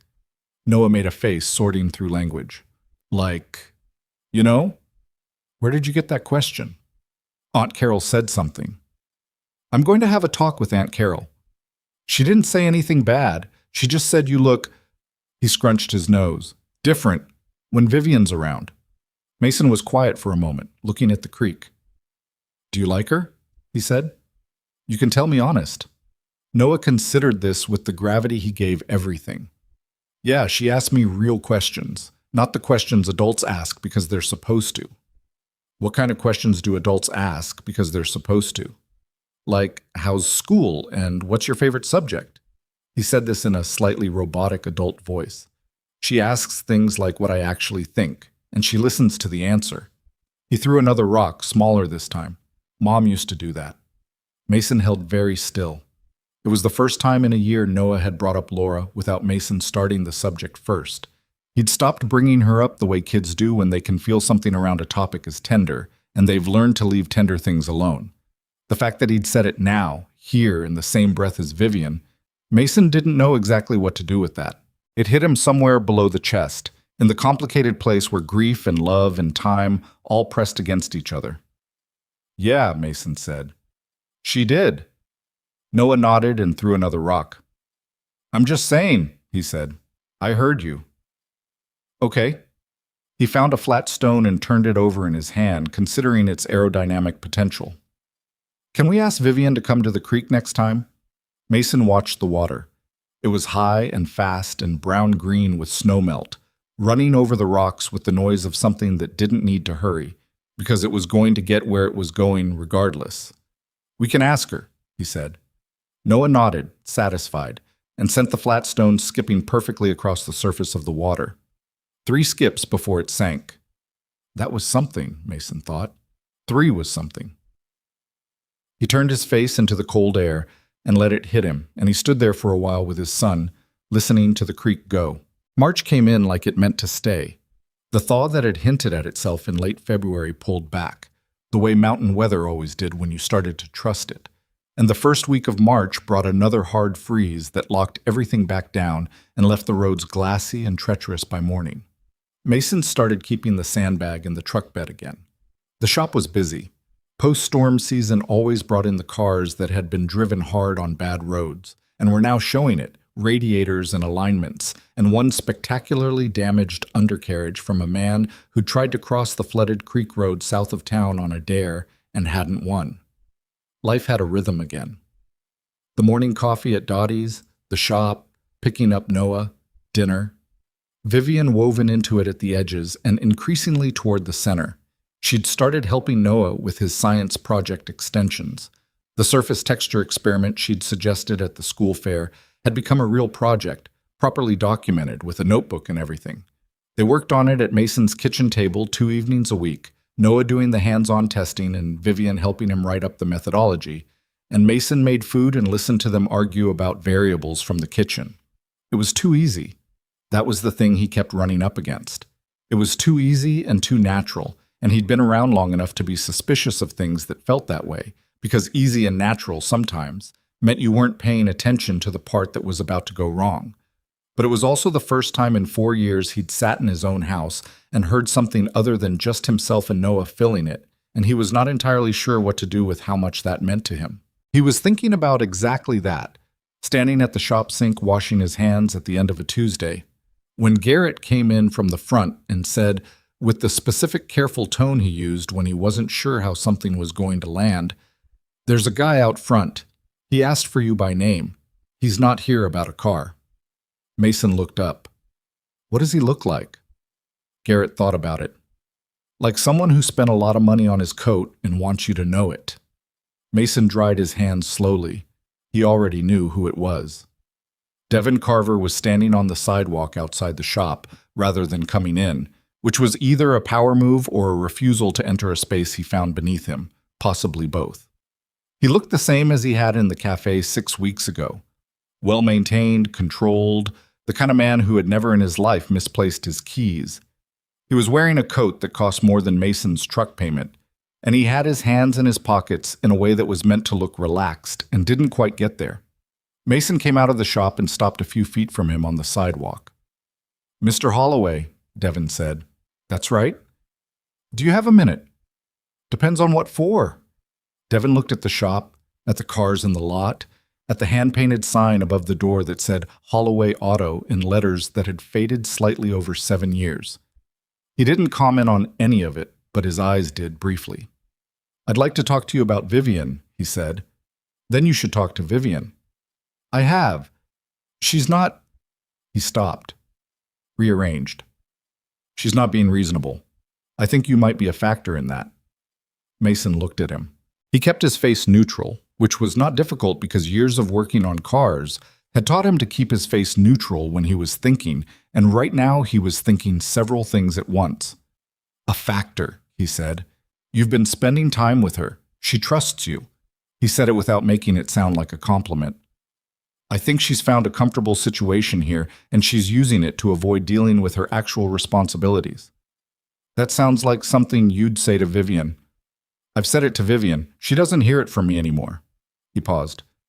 "I'm hoping she might hear it better coming from someone she's not." Another pause. "Someone more objective. You want me to tell her to go back? I want you to help her understand what's at stake." Mason looked at him for a moment. The street was quiet. Mid-morning Tuesday, a couple of cars moving up the hill, Gus Tanner's hardware store open across the street with the door propped despite the cold, the way Gus propped it from October through April, regardless of the temperature, because he said the fresh air helped him think. "What's at stake?" Mason said. "Her company, her reputation. 360 employees who depend on her being present. A deal that is—" He seemed to be selecting from a list of alarming facts and choosing the most effective one. "If she's not back in that office within the next 2 weeks, we lose a partnership that took 2 years to build. Contracts will be voided. People will lose jobs, actual people." "She knows about the deal." Devin's eyes sharpened very slightly. "She talked to you about it." "We talk. About business. About things." Mason put his hands in his jacket pockets. "What do you actually want, Devin? Not the company line. What do you want?" Something moved across Devin's face. Quick, like a shadow passing over still water, and then gone. "I want her back," he said, in a tone that was trying to sound like he meant the company. "She ended the engagement. She was in a bad place. She made decisions under... She made a decision, and it was hers to make." Mason said it evenly. "I don't know everything that went on between you, but I know she's not in a bad place now. I know she seems like a person who's starting to figure out what she actually wants, and I don't think that's something you should be trying to interfere with." Devin was very still, the controlled kind of still, not calm but managed. "You're in over your head," he said quietly. "Might be." "You don't know who she is." "I know who she is here." "Here?" He repeated it with a faint contempt he didn't bother fully hiding. Here is a cafe and a snowstorm and an auto shop.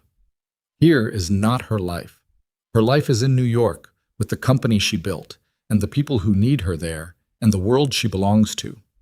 He took one hand out of his pocket and made a gesture that took in the street, the shop, Black Hollow in its entirety. This is a vacation from her life, and when vacations end, people go home. She'll go home, and when she does, she won't be thinking about— His eyes moved to the shop briefly. This. Mason held that for a moment. You done? He said. Devin looked at him, a long, assessing look, the kind that was measuring and finding insufficient. I'm done, he said. Then I've got work to do. He went back inside and did not watch Devin leave, but he heard the car, a rental, high-end, its engine too quiet for the street, pull away from the curb and move up the hill. He stood in the waiting room for a minute. The coffee maker was doing its 50-50 thing, gurgling in the corner, either going to produce coffee or not going to produce coffee, the situation genuinely unclear. Garrett appeared in the garage doorway. You okay? He said. Fine. Mason looked at the coffee maker. Was it the Subaru or the pickup I'm supposed to finish today? Both, Garrett said, carefully. Right. He went to the garage. Both. He didn't tell Vivian about the visit. He turned it over a few times and came at it from different angles and landed in the same place each time. It wasn't his to tell. Vivian knew Devin. She knew how he operated. Telling her he'd shown up would make her feel cornered and make her feel like Black Hollow wasn't safe anymore. And that felt like the wrong move when she was only now beginning to stand up straight. What he did was think about what Devin had said. Here is not her life. He thought about that late Tuesday night after Noah was in bed, sitting in the living room with a book he wasn't reading. He thought about the way Devin had said it, the complete confidence of it, the assumption that what Vivian had been before was more real than what she was now. He thought about whether that was true. And then he thought about the particular thing that had happened when Devin said she won't be thinking about this. The tiny, specific movement in his own chest that happened when the word this took in his shop and his town, and by extension himself. He recognized that movement. He'd been trying not to recognize it for about 6 weeks. He put the book down. He had been in love exactly once in his life, and he had known it the same way. Not in a dramatic moment, but in the slow accumulation of small ones, each small thing adding to the weight until the weight became undeniable. He had not been looking for it the first time either.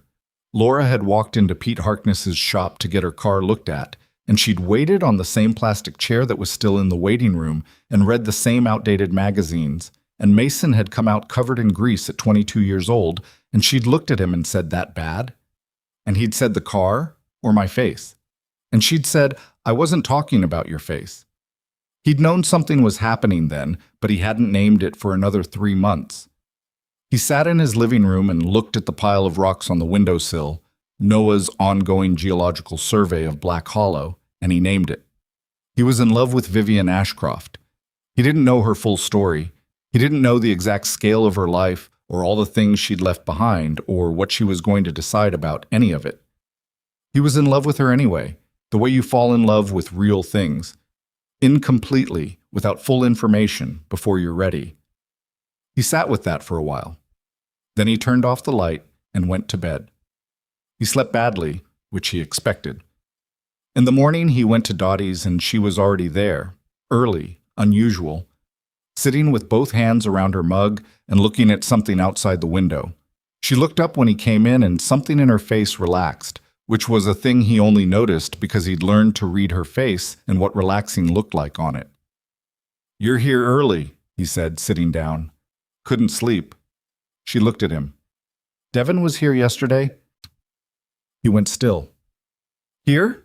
In Black Hollow?" "He texted me at 2 a.m, a photo of the sign outside Dottie's." She turned the mug in her hands. "He wanted me to know he'd been here. That's how he works. He doesn't always say the thing directly. He just shows you that he can reach you wherever you go." "Vivian," he said it carefully. "He came to the shop." She looked at him, very directly. "When?" "Yesterday morning." A beat. "I was going to tell you. I was trying to figure out how." She held his eyes for a moment, and he couldn't tell if she was angry or just processing. What did he say? He told her. He gave her the honest version.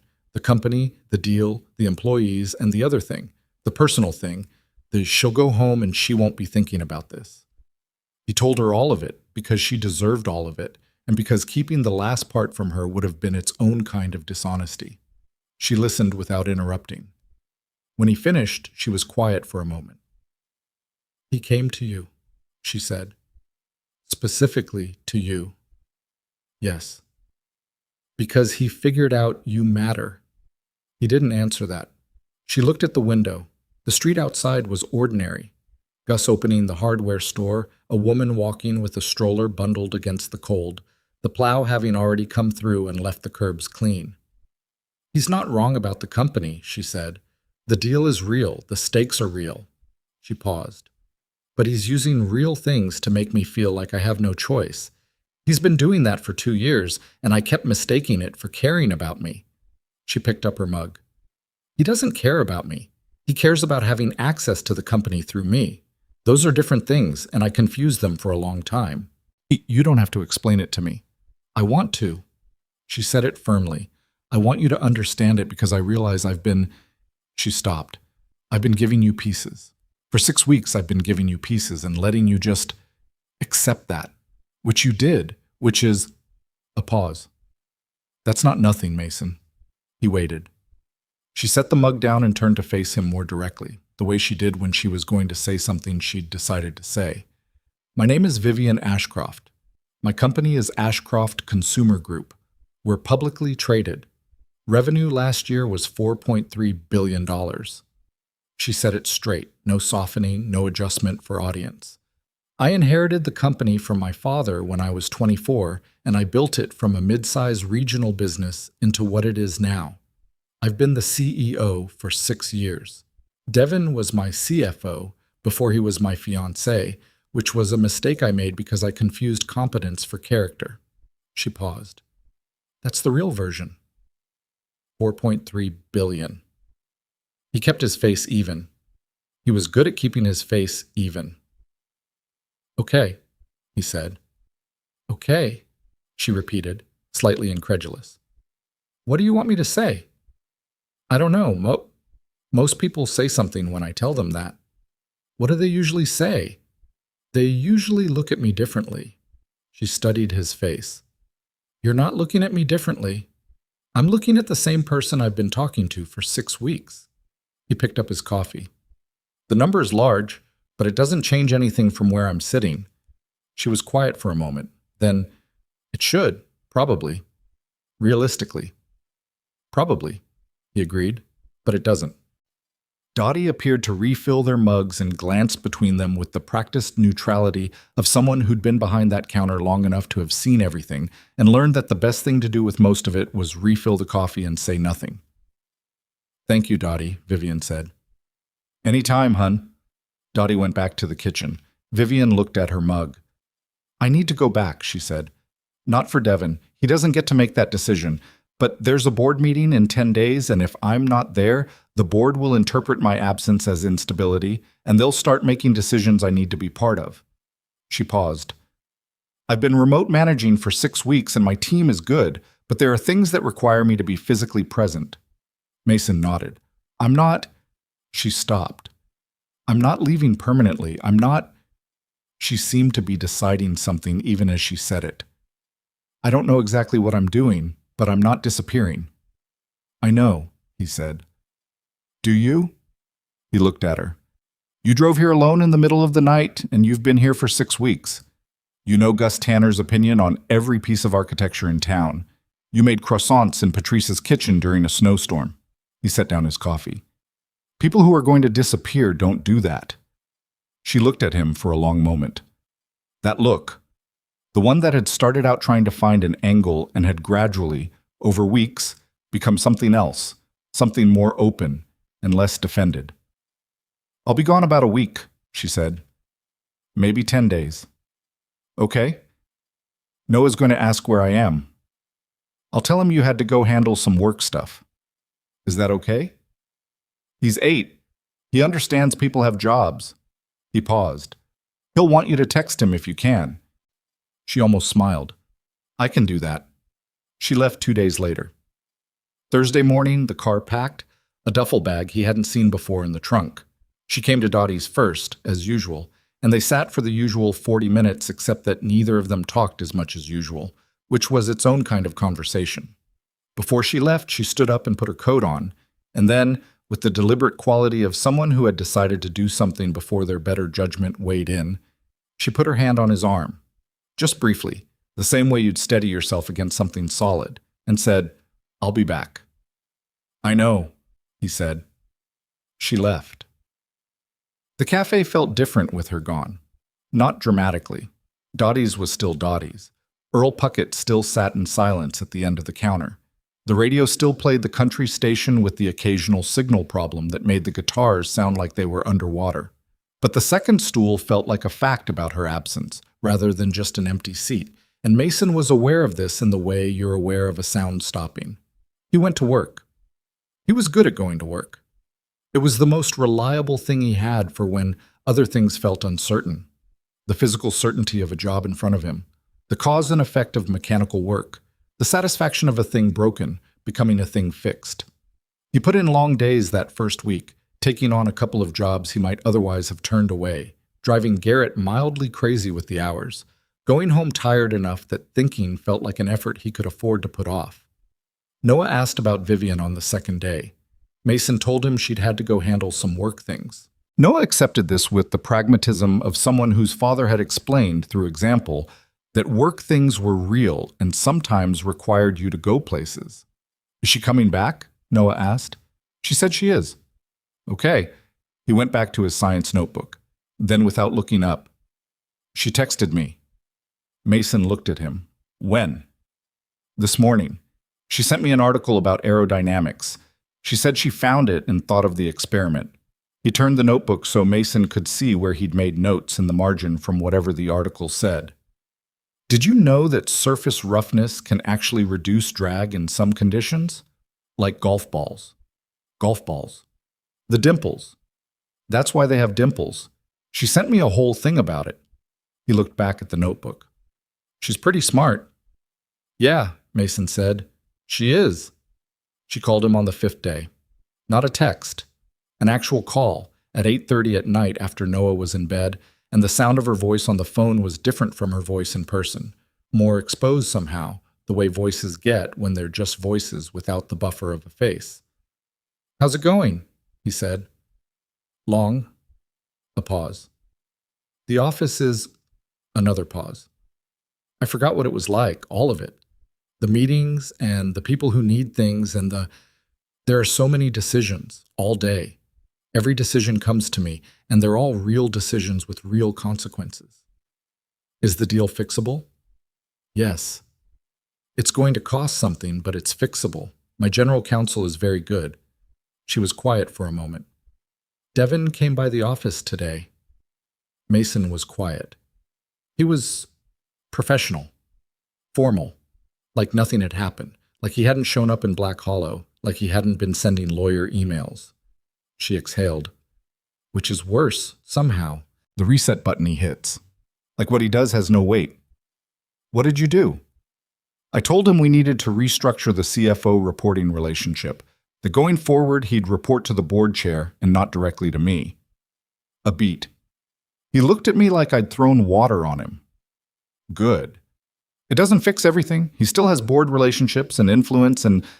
She stopped. But it's a start. It's me drawing an actual line.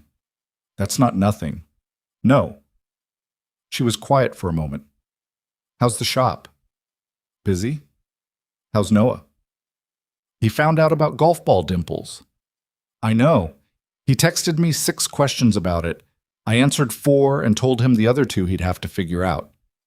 What were the other 2? Hard ones? She paused. The kind where the answer is, we don't fully know yet. I thought he should know that's a real answer. Mason looked at the ceiling of his living room.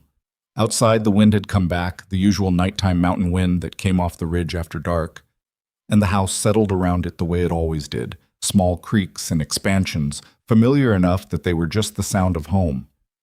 Vivian, he said. Yeah. He thought about what he wanted to say.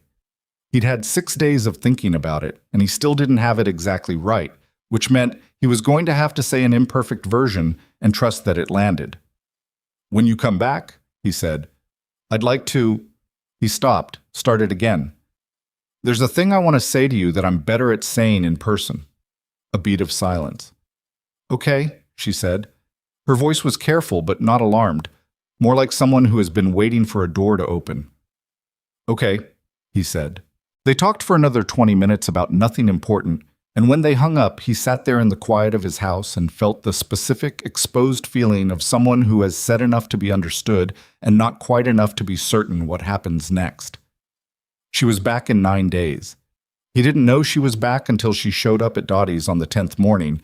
He'd been counting, not obsessively, just noting the passing of days the way you note weather, and sat down on her stool, and Dottie put the coffee in front of her without looking surprised, which meant Patrice had probably called ahead, because that was the kind of information that moved in this town. She looked different. Not worse, just different. More pulled together in one way, more worn in another. New York had pressed itself back onto her in the 10 days she'd been there. Sharper posture, slightly more guarded face, the professional surface that she'd let loosen in 6 weeks of Black Hollow. Hey, she said. Hey. He looked at her. How was the drive back? Long. I stopped in Syracuse for the night. She wrapped her hands around the mug. The roads over the mountain were icy this morning. I went slow. Good. She was quiet for a moment. Then, the board meeting went okay. The deal is back on track. My team handled the presentation and I handled the Q&A, and it was fine. She said it with the flat satisfaction of someone for whom fine represents a genuine victory. Devin behaved himself, formally. Good. I restructured 2 reporting lines while I was there, things I should have done a year ago. She looked at the counter. My chairman pulled me aside after the meeting. He said the company runs better when I'm calm. She seemed to be working out what she thought about that. I told him I've been calm. He said I've been controlled, which is different. A pause. He's in his 70s. He says whatever he thinks. He sounds like Gus. He does, a little. For the first time since she'd come in, she looked at him directly. You said you had something to say in person. He'd thought about how to do this. He'd thought about it for 9 days. He'd drafted versions in his head and discarded all of them because they all sounded like someone trying too hard. And the thing about what he felt was that it didn't need embellishment. It was just true. Yeah, he said. So, he turned to face her slightly, the way the stools allowed. The cafe was doing its usual morning things around them. Dottie's radio, Earl Puckett's silence, the sound of something frying in the kitchen. He stopped, tried again. Since Laura died, I've been very good at taking care of things. Noah, the shop, the house. I've been good at keeping everything moving. He looked at his coffee. I haven't been good at anything else. And I told myself that was fine because I had enough to do and I wasn't looking for anything. I was just managing. She was very still beside him. Then you showed up, he said, and I kept telling myself I was just being neighborly, being a decent person. And that was true, but it wasn't the whole truth. He looked at her. The whole truth is that somewhere in the last 6 weeks He ran out of the easy way to say it and went straight to the actual thing. I care about you more than neighbors. I know your life is complicated, and I know there's a version of this where you go back to New York and that's where you belong, and none of this makes sense. But I wanted to say it while I still could before I talked myself out of it. Silence. Not the uncomfortable kind, the kind that means someone is holding something with both hands to make sure they have it right before they respond. You almost talked yourself out of it? She said. About 11 times. Something moved across her face, and not quite a smile, more like the thing that comes before one. Why didn't you? Because I'm tired of being careful with myself. He held her eyes. Carol told me I was always careful with other people and not with myself, and she was right, and He stopped. I'm trying to be different about that. Vivian looked at him for a long moment. In the winter light coming through Dottie's front window, she looked exactly like herself. Not the version with the sharp posture and the managed face, not the version in the wrinkled coat from the first morning, but the actual version, the one that was somewhere in between. I don't have it figured out, she said. My life. What it looks like going forward. I have a company that needs me and an ex who doesn't know when to stop and a board that's watching to see if I'm stable. I'm not a simple situation. I know. I'm saying it's messy. I heard you. And you're... She stopped. Still right here, he said. Yeah. She looked at the counter, then at him. I keep waiting for the part where you want something from this. Some benefit, some angle. I know you do. That's not a reasonable thing to say to someone. Probably not. He picked up his coffee. You'll figure out I don't have one. She was quiet for a long stretch. Then, I need time to figure out what I'm doing. About the company, about my life, about... She gestured vaguely. Everything. Okay. That doesn't frustrate you? It's honest, he said. I can work with honest. She picked up her mug. He picked up his. They sat and drank their coffee, and the radio played, and Dottie made something in the kitchen, and Earl Puckett didn't move, and the morning continued doing what mornings did in Black Hollow in March. After a while, she said, Noah really wants to show you the updated methodology section of his experiment. He told me. He said it's rigorous. It is. He used that word himself, unprompted. That's your influence.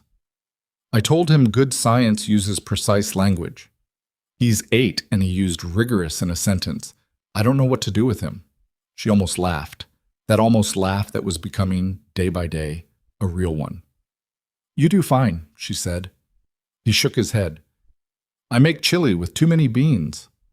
The beans are fine. Tell that to Noah. And she did laugh then, the real version, quick and unguarded.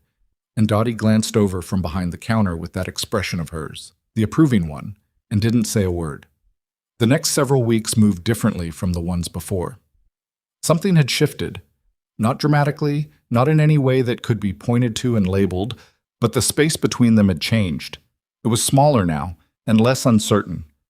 When they sat at Dottie's in the morning, there was a comfort to it that came from the particular relief of two people who have stopped pretending something isn't happening. She didn't move out of Patrice's inn. He didn't ask her to. That was one of the things that was still being figured out, and he was learning to sit with the things still being figured out. What changed was the touching, small, practical things. Her hand on his arm when she wanted his attention, the way he'd put a hand between her shoulder blades when they walked through the shop, and she was going to back into something, things that were technically neutral, and both of them knew were not neutral. Noah noticed and said nothing, which was the particular tact of a child who has decided something is good and doesn't want to jinx it. She went back to New York twice more in March, 3-day trips, short and targeted, the minimum presence needed to keep things running while she started shifting the structure of her involvement. She called each time from the hotel, not every night, but more nights than not, and they talked the way people talk when the distance between them is temporary enough to be tolerable. On the second return, she brought Noah a book about golf course design, specifically the engineering of golf balls, their dimpled surfaces, the fluid dynamics of how they move through air, and Noah held it with the reverence he reserved for things that treated him like someone worth taking seriously. That night, when Noah was in bed, she sat on Mason's couch. She'd graduated from the chair to the couch somewhere around week 8, another unmarked transition, and she was quiet in a way that was different from tired. Mason came in from the kitchen with 2 cups of coffee, too late in the day for coffee, but they both did it anyway, and sat down. What's going on? He said. My chairman wants to talk about a transition plan. He waited. He's not pushing me out. She held the mug. He's giving me an opening, a way to step back from the day-to-day without it being a crisis. He said he's been watching me for 6 years and I'm good at this, but I'm not... She stopped. He said I'm not built for it, the way it is now. He said some people can run at that speed indefinitely, and some people burn. A pause. He said, I'm the second kind. What do you think? I think he's right. She said it quietly. I've known he was right for about 2 years. I just didn't have anywhere to go. She looked at her coffee. I had Devin telling me I was fine, that this was just what it was like. that the exhaustion was normal, and the pressure was normal, and the not sleeping was normal, and I believed it because leaving felt like failing. She paused. Devin doesn't want me to be well. A well Vivian makes decisions that aren't good for Devin. What would a transition look like? I appoint a COO to run operations. I stay on as CEO in an advisory capacity. Strategic decisions, board relationships, nothing daily. It reduces the job by about 70%. She looked at him. My chairman has someone in mind. Someone good. Someone I'd trust. Would you be okay with that? She thought about it. A year ago, I would have said no. Felt like, I built this thing. I can't hand it to someone. She turned the mug in her hands. Now I think, I built it, which means I know what it needs. And what it needs might be someone who can run it without burning. And what do you need? She looked at him. The question landed in the room and sat there. I need... She stopped, tried again. I've been so focused on the company for so long that I don't have good language for what I need. She held his eyes, but I think I'm starting to find it. He held her gaze. Okay, he said. You say that a lot. It's usually the right thing to say. She shook her head very slightly. How are you this steady? I'm not always, he said honestly. I'm good at looking at. What are you not steady about? He thought about it. You leaving, he said. The permanent version. That's the one that... He stopped because he'd said it more directly than he meant to, and he didn't take it back because it was true. That's the one I think about. She was quiet for a moment. I know, she said. I'm not asking you to... I know. She said it gently. You're not asking. That's the part I keep. That's different. You're not asking me to choose. You're just telling me the truth about how you feel. She looked at him. That's different from what I'm used to. I know, he said. The night settled around them, the wind off the ridge, the house doing its familiar sounds. Somewhere up the street, a neighbor's porch light flickered on and threw a rectangle of yellow across the snow. She was still figuring out what she was doing. He was still waiting for that, not with the resignation of someone who expects to be disappointed, but with the patience of someone who has decided this particular thing is worth the wait. He'd made that decision privately, without announcement. What he didn't know yet, what neither of them could see from where they were sitting on that couch in that living room in Black Hollow, was that the hardest part was still coming, that Devin wasn't finished, that the board would call a crisis meeting in 3 weeks that would force everything into the open, that Mason would stand in the lobby of an office building in New York City and feel, for the first time in his adult life, completely lost. He didn't know any of that yet. He drank his too-late coffee. She drank hers. The house was quiet. In Noah's room under his aeronautical engineering book and his collection of rocks and the blanket that had been Laura's and that he still slept under without knowing that was what it was, his son was dreaming whatever 8-year-olds dream in houses where things are, slowly, stubbornly, against the odds, getting better. The coffee went cold. Neither of them moved to fix it. The call came on a Tuesday. Mason was under a Ford pickup when Garrett came to the garage door and said, with the specific careful tone that had become his signal for this is something, that Vivian was in the waiting room and she looked like something had happened. Mason slid out from under the truck and went through without wiping his hands. She was standing at the window, not sitting. Her phone was in her hand and she was looking at it the way people look at something that has just delivered bad news. Not at the screen anymore, just at the object, like the object was responsible. Vivian. She looked up. Devin went to the board. He waited. He called an emergency session. 3 directors, the ones he's been cultivating since before I ended the engagement. He told them I'm unstable, that my extended absence is evidence of a psychological break. She said it flat, without the emotion she was clearly managing underneath it. He brought documentation, medical speculation apparently, and a timeline of what he's calling erratic behavior. She put the phone in her pocket. My chairman called me 5 minutes ago. The session is in 8 days. Can he do that? Call a session without you? 3 directors can request an emergency session under our charter. He found his 3. She crossed her arms, not defensively, more like she was holding herself together by the seams. If they vote to remove me as CEO, it becomes a full board recommendation. I can fight it. My lawyers say I'd probably win, but the process alone, the press, the instability narrative, it would damage the company in ways that are hard to undo. So you have to go back. I have to go back. She looked at him. I have to go back and I have to fight it in person, and I can't do it remotely. I need to be in that room. Okay, he said. When do you leave? She hesitated. That's the other thing. She uncrossed her arms. I want you to come. He looked at her. I know it's... She stopped, started more carefully. I know what I'm asking. You have the shop. You have Noah. Your whole life is here. I'm not asking you to fix anything or stand next to me in the boardroom. She looked at the window. I've been doing hard things alone for a long time. And I know you're capable of it, and I'm capable of it, but I don't want to do this one alone if I don't have to. The shop was behind him. The waiting room smelled like oil and old coffee, and the coffee maker gurgling in the corner. He thought about the transmission he needed to finish, the supply order that was 2 weeks late, the call from the bank he still hadn't returned. Noah can stay with Carol, he said. Mason, she'll take him for a week. She's been telling me I should take a trip since approximately 2019. He looked at her. Let me call Garrett in here and tell him what's what, and then I'll call Carol, and then you can tell me what I need to know about this board meeting. She stared at him for a moment. That look, but not the cautious one, not the angle-finding one. Something more open than that. I'll explain everything, she said. Good. Start at the beginning. He went to the garage doorway.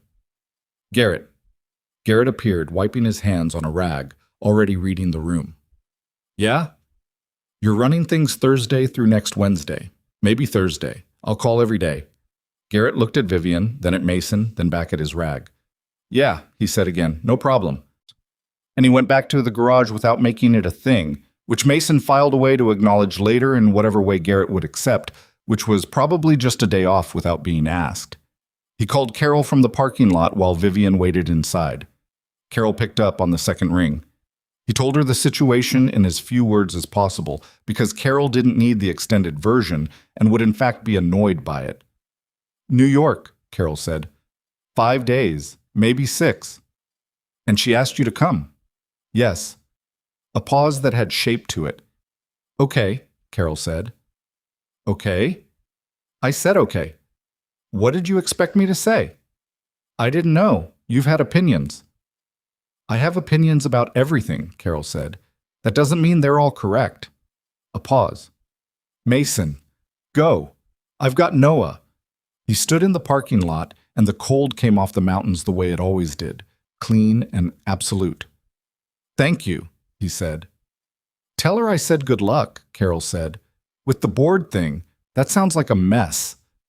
It is. She'll handle it. You wouldn't go if she couldn't handle it. He hadn't thought about it that way exactly, but Carol was right, which she was with enough frequency to be aggravating. He went back inside.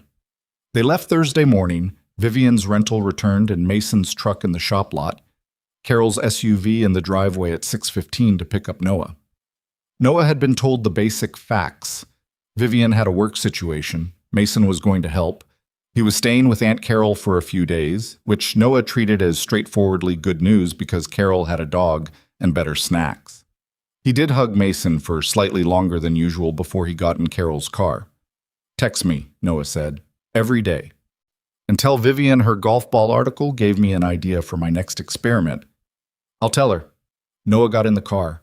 Carol looked at Mason over the roof of the SUV with the look she used when she was saying something without saying it, and he nodded once, and she nodded back, and that was that. He and Vivian were on the highway by 7. She drove. He'd offered, and she'd said she'd rather, which he understood because driving was something to do with your hands when your head was running too fast. She drove well, efficient, not aggressive, the way someone drives who has done a lot of distance alone. He sat in the passenger seat and watched the mountains drop away behind them as they came down out of the high country and onto the flatlands, and felt the odd displacement of leaving Black Hollow in daylight, which he almost never did. She talked through the board situation while she drove, which helped her and gave him something to understand. He asked questions where he had them, practical ones, about the charter, about the three directors, about what outcome she was trying to achieve, and she answered them precisely, the same way she'd answered Noah's science questions, without condescension and without simplifying in ways that would have been inaccurate. He understood about 60% of it. The 60% was enough to know that Devon had been patient and strategic and had been laying the groundwork for this for longer than the last few months. The three directors he'd cultivated weren't random. One had come onto the board 18 months ago, one had been a Devon ally for longer, one had shifted allegiance slowly over the last year. The emergency session was not an impulse. It was the culmination of a plan. "He thought I'd come back," Vivian said, around hour 3, somewhere in the flat, gray middle stretch of the drive. "That I'd run to Black Hollow, run away for a few weeks, and then come back scared and grateful and manageable. And when I didn't..." She kept her eyes on the road. "He improvised, which he's less good at." "Is the improvisation what makes this beatable?" "Partly. His timeline got compressed. He wanted more time to solidify the three directors, but I wasn't cooperating." She almost said something else. "My chairman has 2 directors who are firmly on my side. That leaves 4 who are genuinely undecided. I need 3 of the 4. What's the argument? Performance. The company has had 3 consecutive strong quarters. Margins are up. The deal that was in trouble is back on track and closing in 6 weeks." She changed lanes cleanly. "The instability narrative falls apart against those numbers. The numbers are the argument." "And Devon's numbers?" "My absence. The weeks I was in Black Hollow." She paused. "He'll frame them as evidence. I have to reframe them as evidence of something else." "What else?" She was quiet for a moment.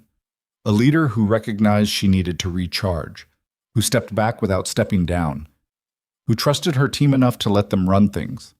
A pause. "Which is actually what happened. It's not spin, it's just..." She stopped. "A different frame," he said. "Yes." He looked at the road ahead. The exit signs for cities he didn't know well came and went. "You're going to be fine in that room," he said. She glanced at him. "You don't know that. I know you explained your corporate charter to me for 2 hours and I followed most of it. And I'm a mechanic from the mountains." He looked at her. "Those board members are not going to know what hit them." She looked back at the road. After a moment, the corner of her mouth moved. Not quite the laugh, but close. They stopped for gas and bad coffee somewhere around hour 4. She stood at the pump and he went in for the coffee and came back and handed her a cup, and she looked at it with the expression she'd had on the first morning at Dottie's, when she'd been cold and scared and holding herself together. "What?" he said. "Nothing." She took the coffee. "You just always show up with the right thing at the right time." "It's coffee from a gas station." "I know." She looked at the cup. "It's still the right thing." He let that sit. The highway noise moved around them and a truck went by fast on the on-ramp, and the cold was different here than in Black Hollow. Thicker, damper, less clean. They got back in the car. New York announced itself gradually and then all at once. The density increasing, the sky narrowing between buildings, the traffic thickening from something manageable to something that required a different kind of attention. Vivian navigated it without seeming bothered, which probably meant she'd done this enough times that the city was still in her muscle memory even after months away. Mason watched it come up around them. He'd been to New York twice in his life, once at 19 with 2 friends, once at 27 for a trade show he'd been talked into attending and left early. Both times he'd found it impressive in the way you find things impressive when they are unambiguously large and you are not from them. Not hostile exactly, just built to a scale that didn't include you. They checked into the hotel at 4:30. Not the kind of hotel he'd ever stayed in, quiet in the specific way that expensive things are quiet. Every surface a material that had been chosen carefully. The lobby lit in a way that made people look like they were supposed to be there.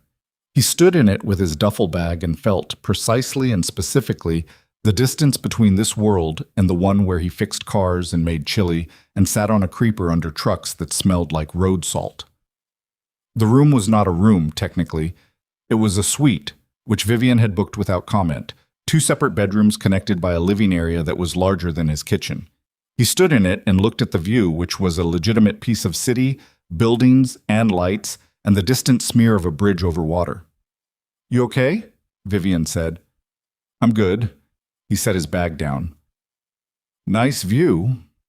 You hate it. I don't hate it. He looked at her. It's just a lot. New York or the hotel? Both. He paused. Neither. I'm fine. She looked at him with the look that meant she was reading him more accurately than he wanted to be read right now. We can find somewhere smaller. There's a... Vivian, I'm fine. He meant it, mostly.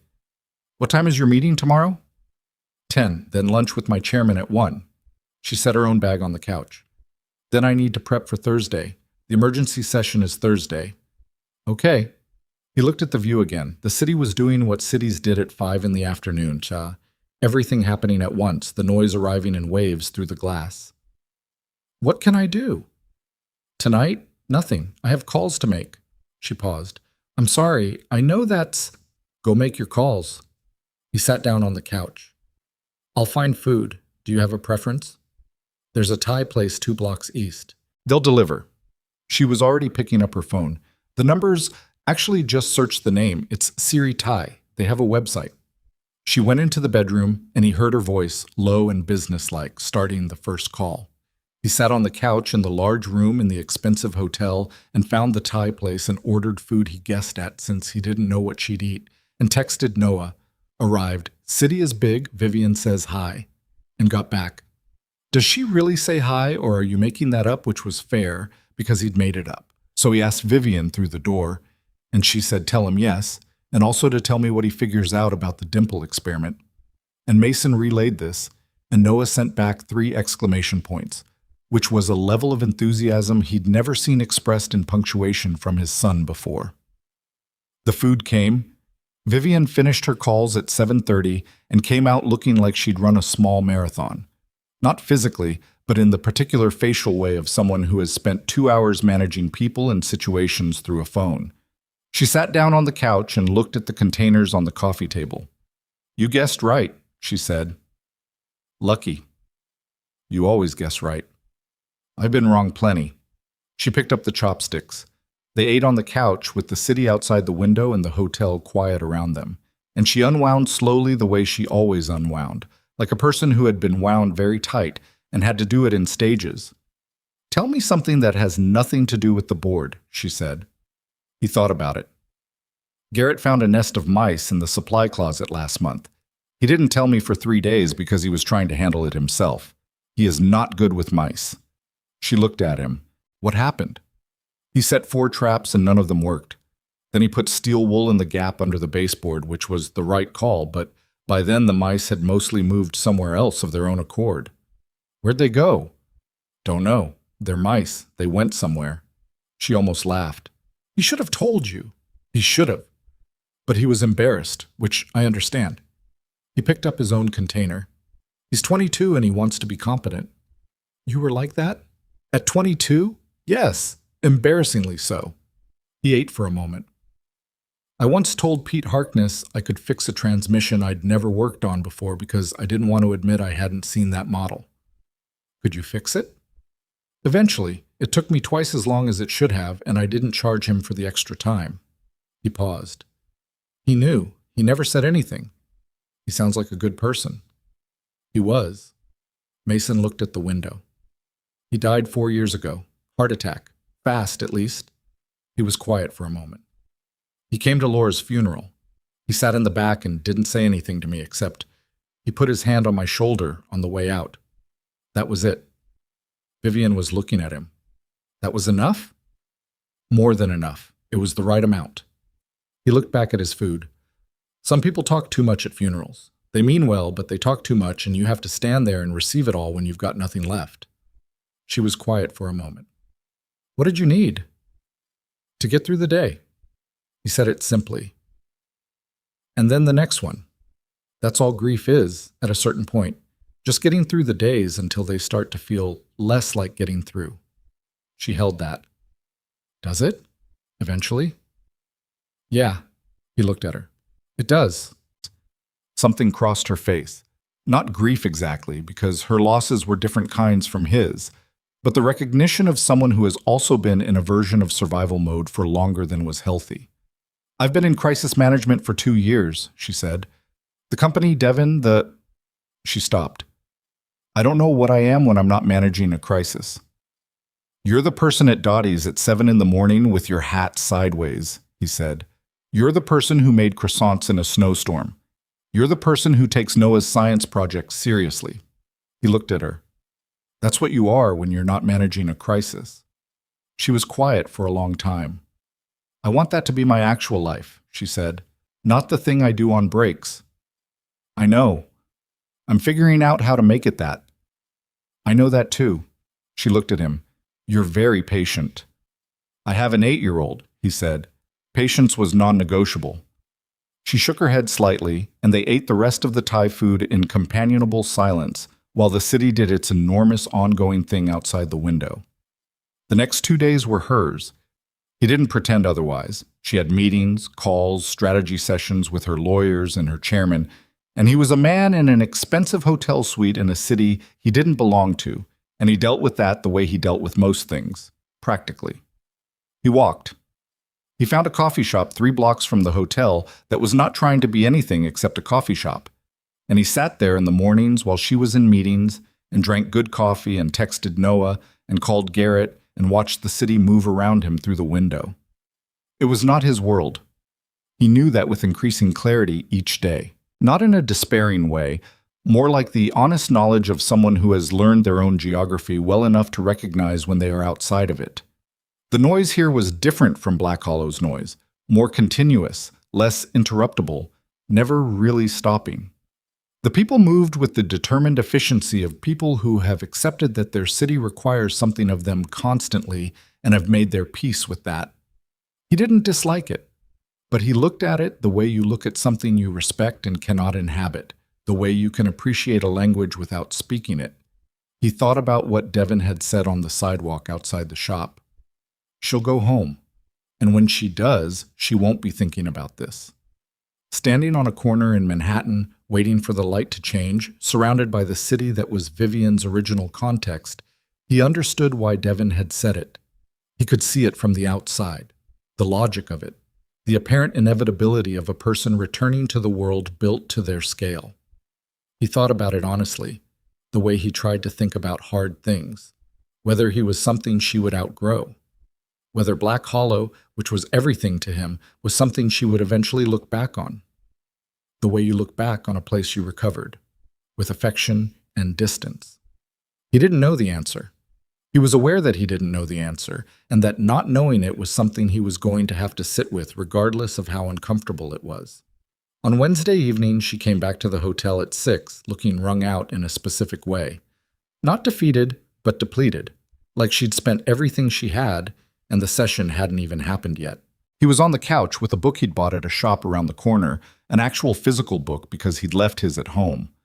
She came in, dropped her bag on the chair, and sat down beside him. "How was it?" he said.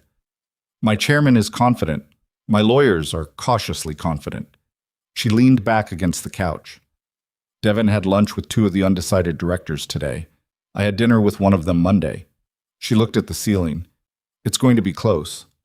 He put the book down. "What do you need?" "To not think about it for a few hours." "Okay." She turned her head to look at him. "I know I pulled you all the way here, and I keep disappearing into work. You're here because of work. That's not a surprise. You've been alone in the hotel for 2 days. I walked around the city. I found a good coffee shop. I read most of a book." He paused. "I'm not fragile about being alone, Vivian." "I know." She looked at the ceiling again. She stopped. "I keep waiting for you to get frustrated, for the novelty of this situation to wear off, and for you to realize this is a lot of work for something that isn't—" "Don't do that," he said. She looked at him. "Don't finish that sentence with something Devin told you about yourself." He kept his voice even. "I'm here because I want to be here. That's all." She held his eyes for a moment, then she looked back at the ceiling.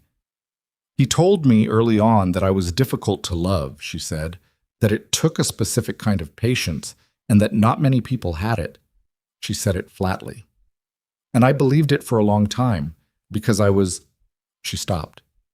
"Because I was difficult. Running a company is difficult. It makes demands on every relationship. I wasn't always available. I wasn't always present. I made decisions that inconvenienced people who loved me. That's called being a person, Mason said. He made it feel like a flaw. He made it feel like a flaw because it gave him leverage. Mason said it simply. Someone who believes they're difficult to love is someone who works harder to keep you. He needed you working hard to keep him. She was quiet for a long time. I spent 3 years working hard to keep him, she said. I know. And the whole time, she stopped. I thought it was love, the effort. I thought the amount of work meant it mattered. It can mean that, he said. Or it can mean someone manufactured the conditions that require it. She turned her head to look at him again. How do you know the difference? He thought about it honestly. I think it feels different. Love that requires work because both people are real and complicated and sometimes difficult. That feels like effort towards something. The other kind feels like effort to avoid something, like you're always running in place. She looked at him for a long time. Were you and Laura? She stopped. Sorry, you don't have to. No. He shook his head slightly. We were good. We argued sometimes. She was stubborn and I was stubborn, and we had some bad arguments that lasted too long because neither of us was good at being the first to back down. He paused. But it always felt like we were on the same side of the problem, even when we were fighting. Even when it was hard. Especially then, I think. He looked at his hands. When she died, one of the things that was the hardest was that I'd lost the person I'd do hard things with. Not just her specifically, although that was most of it, but also that I'd had someone to be on the same side with, and then I didn't. Vivian was very still beside him. I'm not looking for a replacement, he said, before she could worry about that.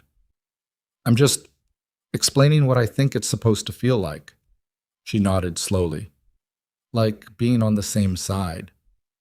Yeah. She was quiet for a moment. I've never had that. She said it matter-of-factly without self-pity. I've had people who wanted things from me or wanted to protect me in ways that served them or wanted to be near what I'd built.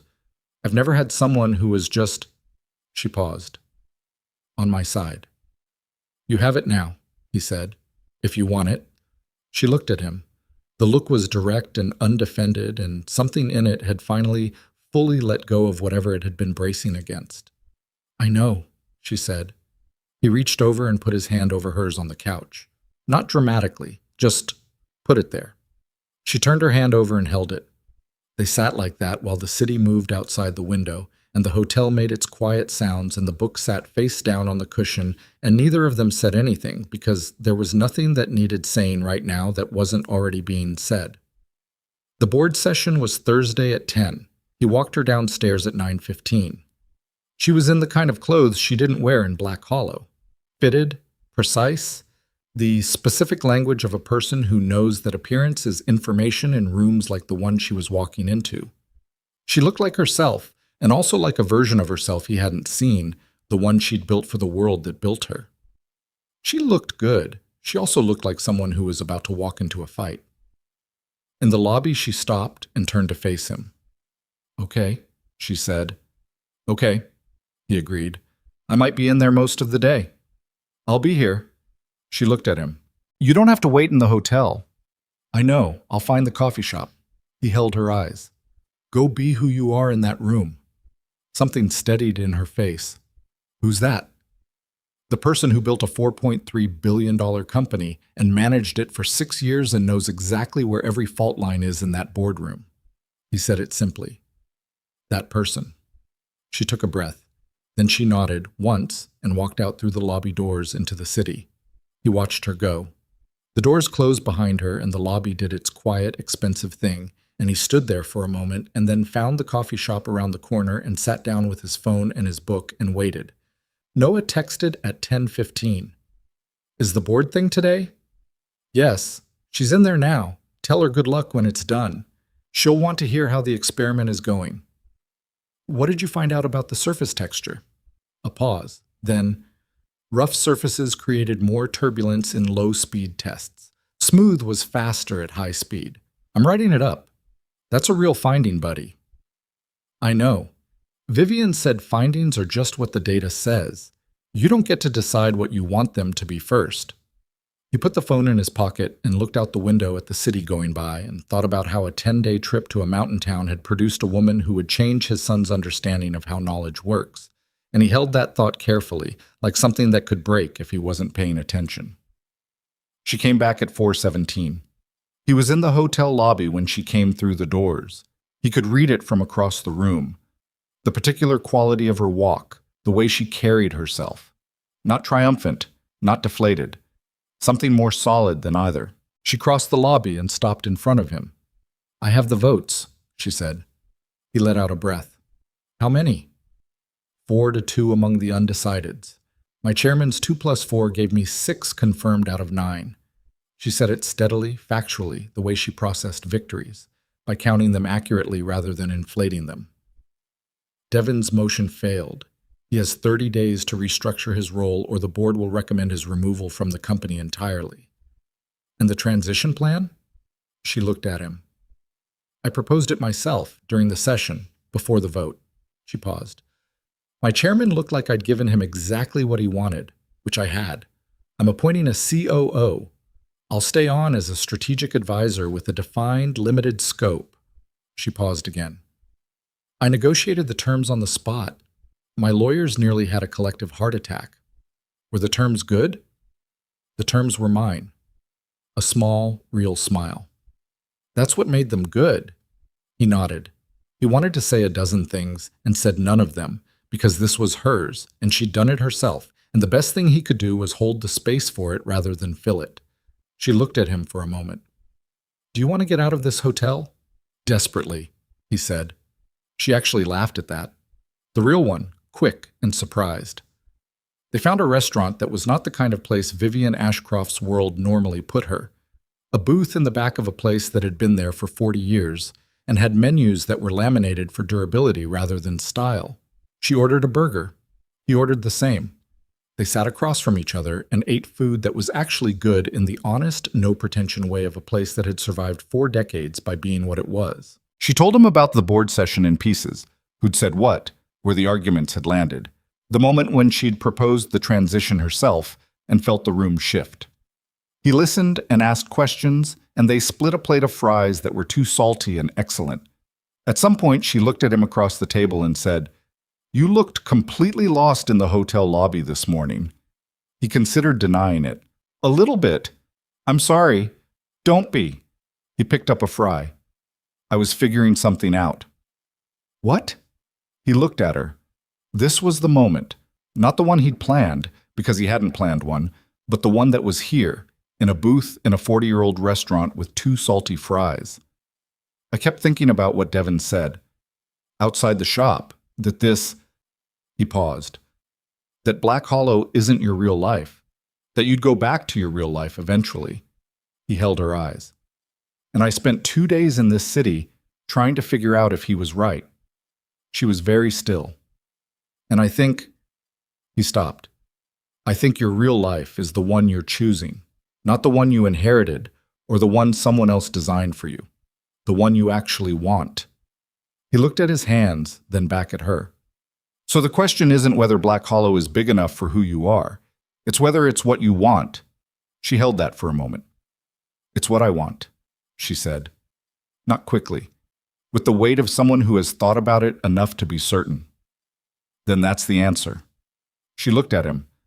You almost talked yourself out of this, she said, in the lobby. I could see it on your face when I walked in.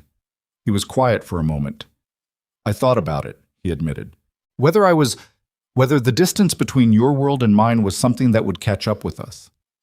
And I decided that was fear talking. He looked at her. I've been letting fear make a lot of decisions since Laura died. Not the big obvious ones, the small ones, the ones where I could have let someone in and I didn't because I'd already seen what losing someone felt like. He paused. I'm tired of making decisions from that place. She reached across the table and put her hand over his, the same way he'd done on the couch last night. Turnabout, deliberate. I'm not going anywhere, she said. I know. I mean it. I know you mean it. He turned his hand over and held hers. That's why I'm saying it out loud. Because you mean it, and I believe you, and that's new for me. Believing it. She looked at him with something in her face that was the full, unmanaged version of every expression she'd been moderating since the first morning at Dottie's. No angle finding, no reading for danger, no careful management of what she let through.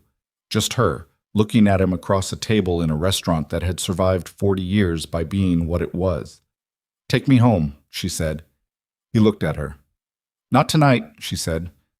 "I have things to handle tomorrow, a few loose ends. But after that," she tightened her grip on his hand slightly. "Take me home to Black Hollow. I'm done being a visitor there." He looked at her for a long moment. "Yeah," he said. "Okay." They drove back 2 days later, Saturday morning, the city releasing them by degrees as the buildings thinned and the highway widened and the flatlands gave way to the gradual rise of the foothills. She drove again.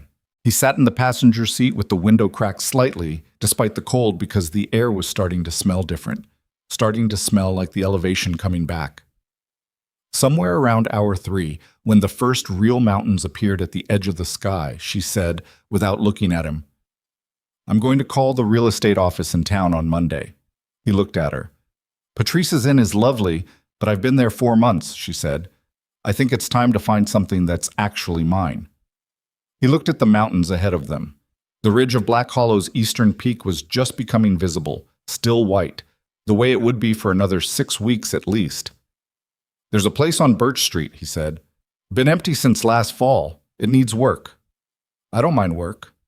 It's got a good kitchen." He paused. "Big windows facing the ridge." She glanced at him. "You've been thinking about this." "Some," he admitted. She looked back at the road. "Some." "Don't push it," he said. She almost smiled. Then she did smile. The real one. The mountains came up around them as they climbed, the way they always did. Gradually and then completely, until there was nothing in any direction that wasn't mountain and sky, and the specific blue-gray silence of a place that didn't apologize for its own scale. Mason watched it come and felt the particular thing that happened in him when he came back to Black Hollow from anywhere else.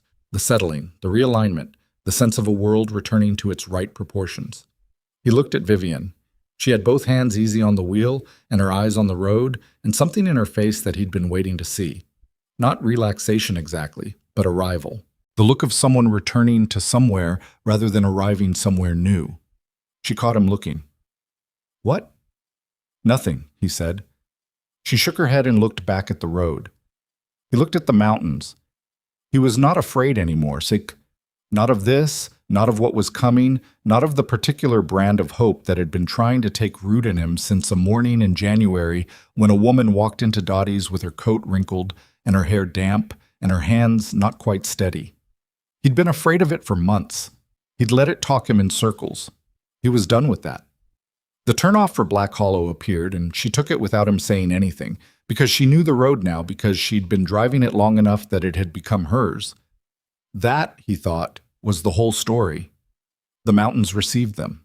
They came back to Black Hollow on a Saturday afternoon in late April, and the town had done the thing it did every spring, changed completely while appearing to stay the same. The snow on the lower streets had pulled back to the shaded corners and the north-facing slopes. The creek was loud with runoff 2 blocks over, and someone had planted early crocuses in the strip of dirt outside the hardware store that Gus Tanner watered with the specific devotion of a man who had decided flowers were his business now, whether anyone asked or not. Vivian noticed the crocuses.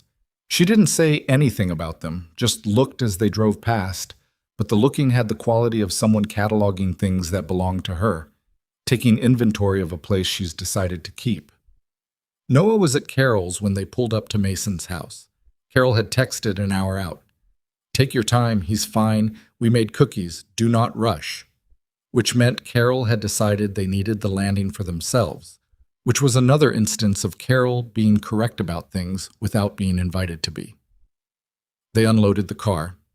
Vivian had 1 bag from the hotel, plus the things she'd accumulated at Patrice's Inn that she'd picked up on the way through town.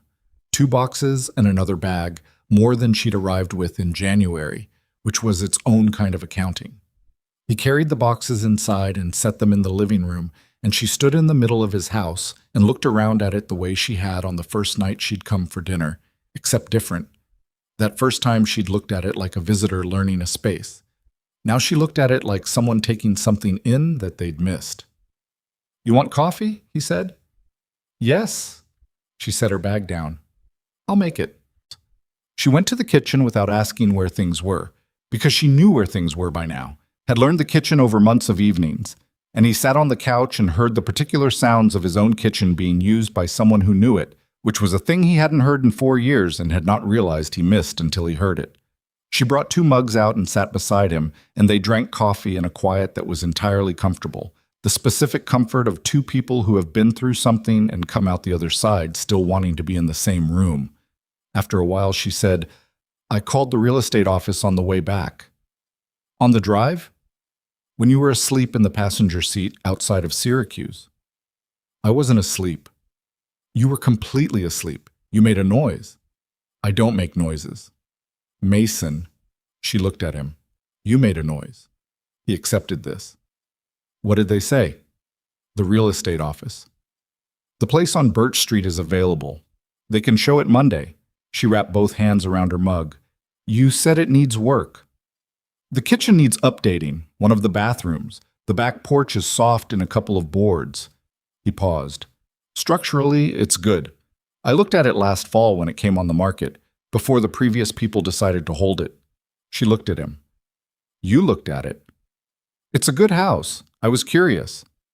"You were curious," she said, with the tone of someone who knows the difference between curious and something else but is choosing not to press it. "The kitchen," he said. "I know people who can do the work." "I can pay for the work." "I know you can." He looked at his coffee. "I'd like to help with some of it, if you'd let me." She held that for a moment. Then, "Okay." "Okay," he agreed. It was not a dramatic conversation. Nothing about it was dramatic. It was 2 people deciding, practically and without theater, to move in the same direction. That was what it felt like from the inside. Not a grand declaration, but a series of small, specific agreements that added up to something real. He'd learned, the first time around with Laura, that the big declarations were the easy part.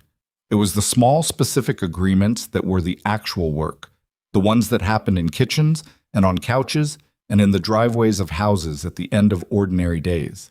He was better equipped for that than he'd been at 22. That was something age had given him that he was genuinely grateful for, one of the few things. Carol brought Noah back at 5, and Noah came through the door with the controlled chaos energy of a kid who had been at someone else's house for 4 days and was now reclaiming his territory, which meant he immediately went to check on his rock collection and then his science notebook, and then, having confirmed that the important things were where he'd left them, he appeared in the living room and looked at Vivian with the simple directness he used for things he'd already decided about. "You're back," he said. "I'm back," she said. "For good?" "Noah?" Mason started. "For good," Vivian said. She said it to Noah directly, which was the right call, because Noah asked direct questions, and he deserved direct answers, and he knew the difference between an adult hedging and an adult being honest with him. Noah nodded. He looked at Mason, then back at Vivian. "I found out something about the dimples," he said. "Tell me." He sat down on the floor in front of the coffee table, cross-legged, and opened his notebook, and for the next 20 minutes he explained his latest findings with the focused intensity of someone who has been waiting to say this to the right person and was finally getting the chance. Vivian listened with her full attention, asked 2 questions that made him reconsider part of his methodology, and suggested a control variable he hadn't accounted for that sent him back to the notebook to add notes. Carol was standing in the doorway of the living room. Mason was beside her. "She's good with him," Carol said quietly. "Yeah. He talks to her like she's a real person." "She is a real person." "You know what I mean. He talks to her like an equal, like she doesn't condescend." Carol watched Noah explaining something about surface drag with his hands. "That's not easy to do. A lot of adults can't do it." She remembers what it was like to be the person in the room who knows things but doesn't get taken seriously. He paused. "She told me that, about when she started at her company." Carol was quiet for a moment, then, without looking at him, "I like her." He looked at his sister. "Yeah? Don't make it a thing. I'm just saying." She crossed her arms. "I like her. She's good for you, and she's good for Noah, and she looks at you like she's still figuring out she's allowed to." He didn't say anything. "You look at her the same way," Carol said, "in case you were wondering." She went to say goodbye to Noah, and he stayed in the doorway and watched the three people in his living room, his son, his sister, and the woman who had driven through the mountains in the middle of January with nowhere specific to go, and felt the full settled weight of what his life had become, which was not what he'd planned, and was not simple, and was, undeniably, more than he'd had before. Carol left. Dinner happened. Mason made pasta again. A different variation, with a jar sauce he'd dressed up with garlic, and the last of the fresh herbs he'd managed to keep alive on the windowsill through winter. Noah ate it and complained about the lack of meat in it, and then ate a second bowl, which was Noah's consistent position on food he claimed not to like.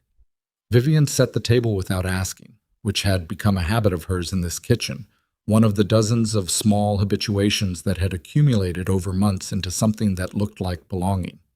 After dinner, Noah went to his room to work on the notebook revisions, which Vivian had made sound exciting enough that he'd gone voluntarily and without being told, and Mason washed dishes while Vivian dried and put things away in the right cabinets now, always the right ones. "The house on Birch Street," she said, "the back porch with the soft boards." "Yeah." "How bad is it?" 3 boards, maybe 4, not structural. You'd want to replace them before winter, but there's no urgency now." He handed her a bowl. "The bigger job is the bathroom tile. Whoever did it the first time didn't float the substrate properly. It's going to come up eventually. Can you fix that?" "Tile work's not my specialty, but I know how to do it." He paused. "I fixed our bathroom tile about 6 years ago. It held." She looked at him sideways. "What can't you do?" He thought about it honestly. "I am genuinely terrible at baking. The croissants I made were not that good, for the record. They were excellent. They were passable. Patrice was being kind." She dried the bowl. "I can teach you to make them, if you want. You can try. I have killed multiple loaves of bread. Croissants aren't bread. Aren't they, technically? Mason." She looked at him. "They are not bread." He held up his hands. "Okay." She shook her head and put the bowl away, and the kitchen was warm and the window above the sink had gone dark with evening, and somewhere outside the creek was running fast with the last of the snow melt, audible if you listened for it through the walls. This was the thing about ordinary evenings. They looked like nothing from the outside. Dishes and pasta, and a conversation about tiles and croissants, and from the inside they were everything. The entire architecture of a life was built out of these evenings, these specific, unremarkable moments that felt, when you were in them, like something worth having. He'd forgotten that. Or not forgotten. He'd set it aside, the way you set aside things that hurt too much to look at directly. He'd set aside the knowledge of what an ordinary evening with the right person felt like, and had gotten very good at ordinary evenings alone, and he'd told himself that was fine, and it had been fine, which was different from good. He was done settling for fine. The house on Birch Street showed on Monday. Mason had seen it from the outside multiple times over the years. It was a 1940s colonial, 2 stories, set back slightly from the street with a yard that had been better maintained before the previous owners moved out, a covered front porch that needed paint, and the big windows facing the ridge that he'd mentioned.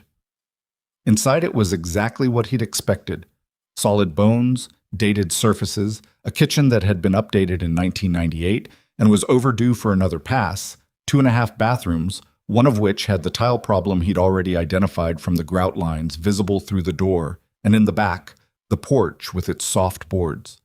Vivian walked through it slowly and said very little. The real estate agent, a woman named Barbara, who had sold half the properties in Black Hollow over 20 years, and had the calm efficiency of someone who'd learned that the buyers who talked a lot were usually not the ones who bought, seemed to understand instinctively that Vivian needed to be left alone with the rooms and kept a respectful distance. Mason walked with her, not narrating, not selling, just present, The same way he'd been present in the hospital waiting room 6 years ago when his sister was in surgery for her appendix and there was nothing to do but be there. She stood in the kitchen for a long time. The window above the sink faced the backyard, which faced west, which meant in the evening the light would come through it in the specific honey-colored way that mountain town light does when the sun drops toward the ridge. He could see her calculating it, taking it in. She went upstairs. He followed. The 2 bedrooms up there were smaller than the downstairs ones, but the front bedroom had the window that faced the eastern ridge, and in the morning that window would do what windows facing east in the mountains always did, which was fill the room with the kind of light that made you believe, provisionally, that the world was worth waking up to. She stood at that window for a minute. "How much work does the kitchen need?" she said. Counter and cabinet update. The appliances are old but functional. New sink and fixtures. He paused. 2 to 3 weeks if you have the right people, which I do. And the porch. Weekend job. 3 boards and restain the whole thing. She turned from the window. "I want it." He looked at her. "The house," she said. "I want this house." "Okay?" "Okay," she said. And something in her face was the specific look of someone who has made a decision they'd been circling for a long time, and who has finally just made it, and who finds that the landing is steadier than they thought it would be. She made an offer that afternoon. Barbara accepted on behalf of the sellers before 5 o'clock. The paperwork took 2 weeks. In those 2 weeks, she stayed at Patrice's Inn and came to Dottie's every morning and had dinner at Mason's 3 times, and worked remotely from the inn's small sitting room, running her reduced but still demanding advisory role at Ashcroft Consumer Group with the focused efficiency she'd always had. Except now it was bounded, contained to specific hours and specific decisions rather than expanding to fill every available moment. The new COO's name was Reyes. Ellen Reyes, 44, 18 years in consumer products, 10 of them at Ashcroft in various operational roles. Vivian had known her for 8 years and trusted her the way you trust someone whose competence you have personally observed over time rather than on paper. She'd suggested Reyes to the board, and the board had agreed, which was the first thing the board had done in 6 months, that was purely about the company's interests and not about Devon's maneuvering, and that itself felt significant. Devon had accepted the restructured terms under pressure. He was still CFO in title, but reported to the board chair and had no direct line to Vivian, which was the arrangement he'd agreed to in writing before his lawyers had apparently told him the alternative was uglier. Vivian had received 2 emails from him in the weeks after the board session, both professionally worded, both carrying underneath the professional wording the particular quality of a man who has lost leverage and hasn't finished grieving it. She had answered both briefly and copied her chairman on the replies. She'd told Mason about it matter-of-factly over coffee one morning, not looking for his response exactly, just reporting. He'd listened and asked one question, "Are you okay?" And she'd said yes, and meant it. And he'd believed her, and that was that. She moved into the house on Birch Street on a Friday in mid-May. The kitchen renovation wasn't done yet. It was in its 2nd week, a crew of 3 from a town 20 miles over that Mason had used before on a friend's place. So the kitchen was plywood and studs and the smell of fresh drywall compound. She moved in anyway, with a hot plate on the bathroom counter and a mini fridge borrowed from Garrett's parents and a sleeping bag on the bedroom floor because the furniture she'd ordered wouldn't arrive until Tuesday. She'd said she didn't mind. Mason had offered his couch for the week, and she'd said she wanted to be in her own place, even unfinished, which he understood entirely because that was how you make something yours. You occupy it before it's ready, and you let it become yours in real time, rather than waiting for the finished version. Noah went with Mason to help her move in, which mostly meant Noah carried boxes he declared himself fully capable of carrying and then needed help with, and organized her books into a system he explained at length, and that she agreed to, reserving the right to reorganize later once she knew where she wanted things. "You can't reorganize later," Noah said. "Once it's the system, it's the system." "That's not how systems work," she said. "That's exactly how systems work." "Where did you get that?" "Science. Once you establish a variable, you don't change it mid-experiment." She looked at Mason over Noah's head. Mason raised both hands in a gesture that said, "He's yours. I'm staying out of it." She looked back at Noah. "Controlled variables," she said. Not all variables. There's a difference. Noah considered this with appropriate seriousness. Okay, he said, but I still get to pick the initial system. Fine, but I reserve the right to add a subcategory. What subcategory? I don't know yet. I'll know when I need it. Noah thought about this. Okay, he said, in the tone of someone granting a significant concession. Subcategories are acceptable. That was May. By June, the kitchen was done, clean and functional without being precious, open shelving that she'd chosen over cabinets because she liked seeing the things she used. A wide farmhouse sink under the window that caught the evening light, exactly the way Mason had predicted. A tile backsplash that she and Mason had picked out together from a sample board at the tile place in the next county on a Tuesday afternoon that had turned into 3 hours and dinner afterward at a place with picnic tables outside because the weather had finally come good. The porch boards got done in a weekend, Mason and Garrett working while Vivian brought out coffee and sandwiches at noon and sat on the newly solid porch in the afternoon and read while they finished the staining. When it was done, Garrett looked at it with the satisfaction of someone who'd done a thing properly and said, "Not bad," and Mason said, "Not bad" back, and Vivian said it was excellent, and they both said she didn't have to do that, and she said she wasn't doing anything. It was excellent, and Garrett looked at Mason with an expression that said he'd fight anyone who said otherwise. Summer in Black Hollow was short and good. The town got some tourist traffic in July and August. Hikers, people with kayaks strapped to their cars, families with kids who wanted the mountain air and the novelty of a small town that felt like the one their grandparents had grown up in.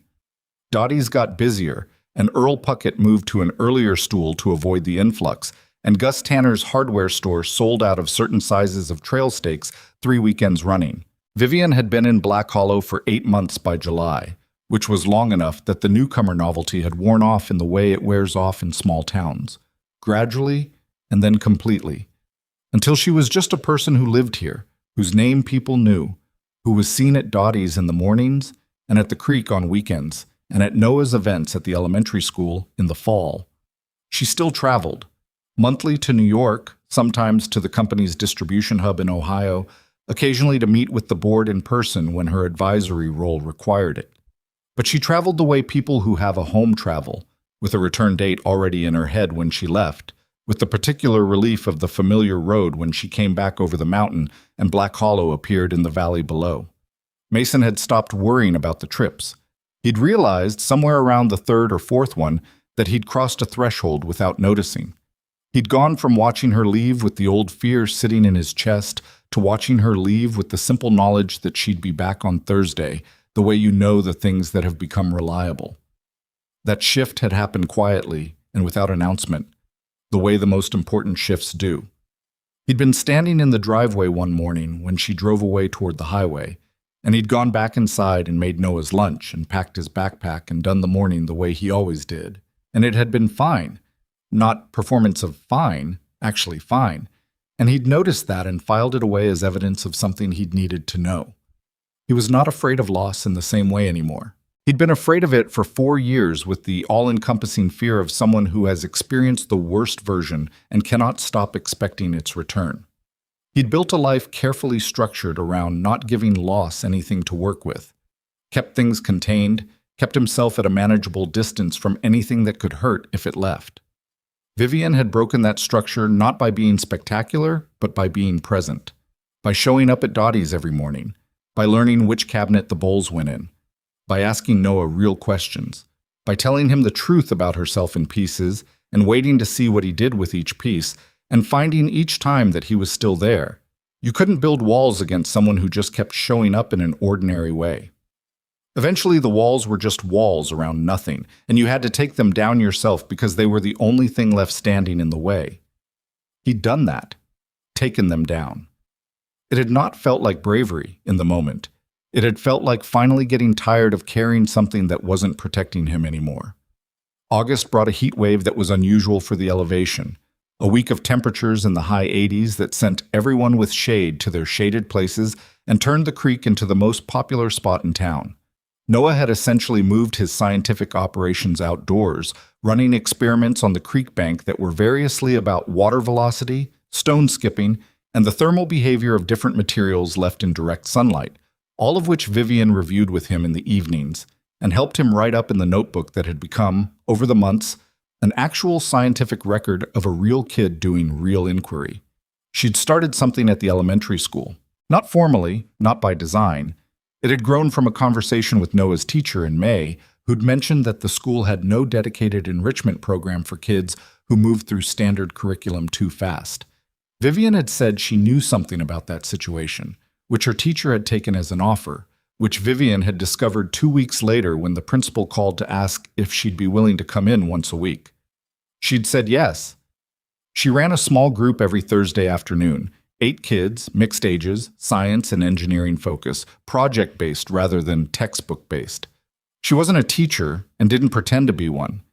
She was someone who knew things and knew how to ask questions that made other people figure out what they knew, which turned out to be exactly what those 8 kids needed more than lesson plans. Mason had found out about it from Noah, who'd mentioned it with the slight possessive pride of someone whose person was doing something good in their territory. "Did you know she's doing the enrichment group?" Noah said one evening at dinner. "I heard. Marcus Teller is in it. He's in 5th grade. He pushed food around his plate. She asked him what he wanted to build, and he said a robot. She said, "Okay, let's figure out what you need to know to build a robot," and then they made a list. He looked at his plate. "She does that with me, too. Makes a list of what you'd need to know." "Yeah? It's a good way to learn things." He paused. "Better than just reading chapters."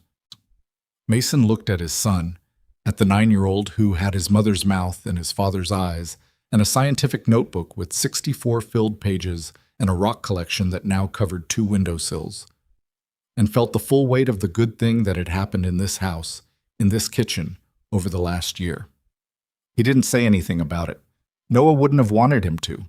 He was at the age where too much acknowledgement of a feeling from a parent landed wrong. So Mason just nodded, and they finished dinner, and that was enough. It happened on the front porch. A Sunday evening in late September, which was Mason's favorite time of year in Black Hollow.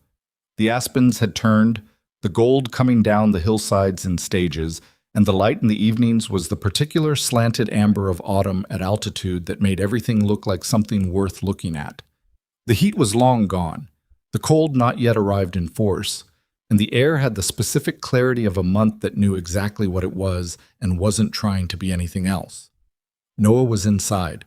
Mason had come out to the porch after dinner without a specific reason, the way he came out to the porch sometimes just to stand in the evening for a few minutes.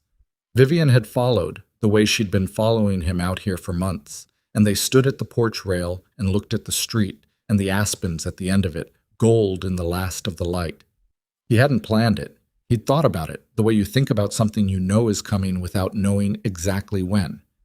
He'd rolled the words around in his head a dozen times in the last few months, trying out different versions and discarding most of them. He wasn't a man who was good at speeches. He'd never been. Laura used to tease him about it. She'd said he expressed himself better with his hands than his mouth, which was both a joke about the mechanic thing and an accurate assessment of his personality. He didn't have a ring yet. That was the thing he hadn't gotten to, partly because he'd been uncertain about timing, and partly because he'd wanted to find the right one, the one that was actually hers, and not just a ring that fit the category, and he hadn't found it yet. He'd looked at the case at the jewelry store in the next county twice, and nothing in it had been right, and he'd come back empty-handed and told himself he'd know it when he found it. He did not have it now. What he had was the evening and the aspens and the woman beside him on the porch of the house he'd lived in for 9 years, and the specific feeling of a moment that was asking to be the moment, with or without the object he didn't have yet. "Vivian," he said. She looked at him. She read something in his face immediately. She'd gotten good at that, or maybe she'd always been good at it, and now there was less in the way, and whatever she read made her go very still. "I've been thinking," he said, "about what it felt like after Laura died, when I was doing everything alone." He looked at the aspens. Not the grief, specifically. The aloneness. Going to Noah's school things and being the only single parent in the row, coming home to a quiet house, making decisions with nobody to check with. He paused. "I got used to it. I got so used to it that I stopped noticing it was something I was used to rather than just the way things were." She was listening the way she listened to things that mattered. And then you came, he said. And you sat on the stool 2 down from me at Dottie's, and you didn't know where the bowls went in my kitchen, and you made croissants in a snowstorm at Patrice's, and you asked my son real questions, and somewhere in all of that I stopped being alone in the way I didn't notice I was. He looked at her. She was looking at him with the full open version of her face, the one he'd been working toward since January, the one that wasn't managing anything. I don't have a ring, he said. I went to look twice and nothing in the case was right, and I wasn't going to give you something that wasn't right just to have the object. He paused. But I have this porch and these aspens, and I've got the rest of my life figured out enough to know I want you in it. He held her eyes. Will you marry me? Not a performance, not decorated. Just the straight question, the way he asked all his important questions, directly and without theater, because he believed that the people worth asking deserved the real version. She was quiet for a moment, the kind of quiet that meant she was holding something with both hands. You went twice, she said. Both times the rings were wrong. What does right look like? I don't know yet, but I'll know it. She looked at him. Something moved through her face, several things, in quick succession, none of them small. He let them move. Yes, she said. It came out steady and clear and without hesitation, the way she said things she'd already made peace with before she said them. Yes, Mason. He let out a breath. He hadn't known he was holding it. He reached over and took her hand at the porch rail, and she squeezed it once, hard, the way you hold on to something you mean to keep. They stood there while the light dropped and the aspens went from gold to bronze to the dim evening color that was its own kind of beautiful. And the town did its quiet October thing around them, and neither of them felt the need to say anything else right then. Through the front window, without their seeing it, Noah appeared in the living room looking for something. A pencil, probably, or his notebook, and stopped when he saw them through the glass. Saw his father and Vivian standing at the porch rail holding hands in the evening light. Looked at it for a moment. Then he found his pencil and went back to the notebook without saying anything, because at 9 years old he understood more than he was given credit for, and what he understood in that moment was that something good was happening on the porch, and it didn't need him in it. He sat at the kitchen table and opened the notebook to a fresh page. At the top, in his careful print, he wrote, "New variable, what happens when the right things are added at the right time." He thought about it for a moment. Then underneath he wrote, "Hypothesis, things get better." He left the results column blank. He had a feeling he'd be filling it in over a long time. The ring came in November from an estate jewelry shop in the city that Mason had driven down to on a Tuesday when the shop was slow and Garrett could handle things, because someone had mentioned the place to him and described it as the kind of place that had things with history, which was what he'd been looking for without having the language for it. It was a simple thing. Oval stone, warm amber-colored, the kind of ring that looked like it had been worn and loved rather than preserved in a case. The jeweler told him it was a topaz, Victorian setting, probably 1880s, and Mason held it in his hand in the shop and knew it immediately, the way he knew things through his hands more than any other way, and he paid for it without negotiating because negotiating would have felt wrong, like you were putting a price on the rightness of a thing. He gave it to her at Dottie's on a Wednesday morning, which she later said was the least romantic setting in the history of proposals, and he said he'd done the real proposal on the porch, and this was just the ring, and she said the porch didn't count without the ring, and he said the porch counted exactly as much as any other moment in their life together, and Dottie, who was listening to all of this without pretending she wasn't, said, "He's right, honey. The porch counts," and Vivian looked at Dottie and then at the ring on her hand and said, "Fine." The porch counts, and Mason said, "Thank you." Dottie and Dottie refilled both their coffees and went back to the kitchen without comment. They got married the following May. Not a big wedding. There had been conversations about what Vivian's world might expect, a reception in the city, board members and executives, and the social obligations of someone in her position. And those conversations had concluded fairly quickly, with both of them deciding that what her world expected and what they actually wanted were different things, and they were going to do the thing they actually wanted. What they wanted was a Saturday afternoon in Black Hollow, in the backyard of Mason's house, with the mountain at its back and the aspens across the fence line, and the people who had been in their actual lives. Dottie and Earl Puckett, Carol, and her husband. Gus Tanner in a suit jacket that fit him approximately. Garrett, who cleaned up better than Mason would have predicted and arrived with a woman he hadn't mentioned, which was a conversation for later. Patrice Odom, whose cat had developed a genuine affection for Vivian over the months she'd stayed at the inn and had presumably not been invited, but whose feelings were understood. The 8 kids from the Thursday enrichment group who came with their parents and were more excited about it than anyone had anticipated. Ellen Reyes had flown in from New York, Vivian's COO, who had become something more like a friend over the months of the transition, and who looked at Black Hollow with the specific expression of a city person who wasn't expecting to like it as much as she did. And Noah, in a suit jacket that matched Mason's, Carol's doing, and with his hair combed into a position it immediately began working to escape, carrying the rings on a pillow he'd taken seriously enough to press himself with the iron, under supervision, the night before. The ceremony was short. They'd written what they wanted to say themselves, which for Mason meant it was brief and honest, and for Vivian meant it was precise and meant, and together it added up to exactly what it needed to be. He said, "I promise to be on your side. Not the easy version of that, but the real one. When it's hard, and when it costs something, and when one of us is wrong. Always on your side." She said, "I spent a long time confusing effort for love and pressure for care. You showed me the difference. I promise to never forget it. And I promise to keep choosing this life, not because it's what I fell into, but because it's the one I want."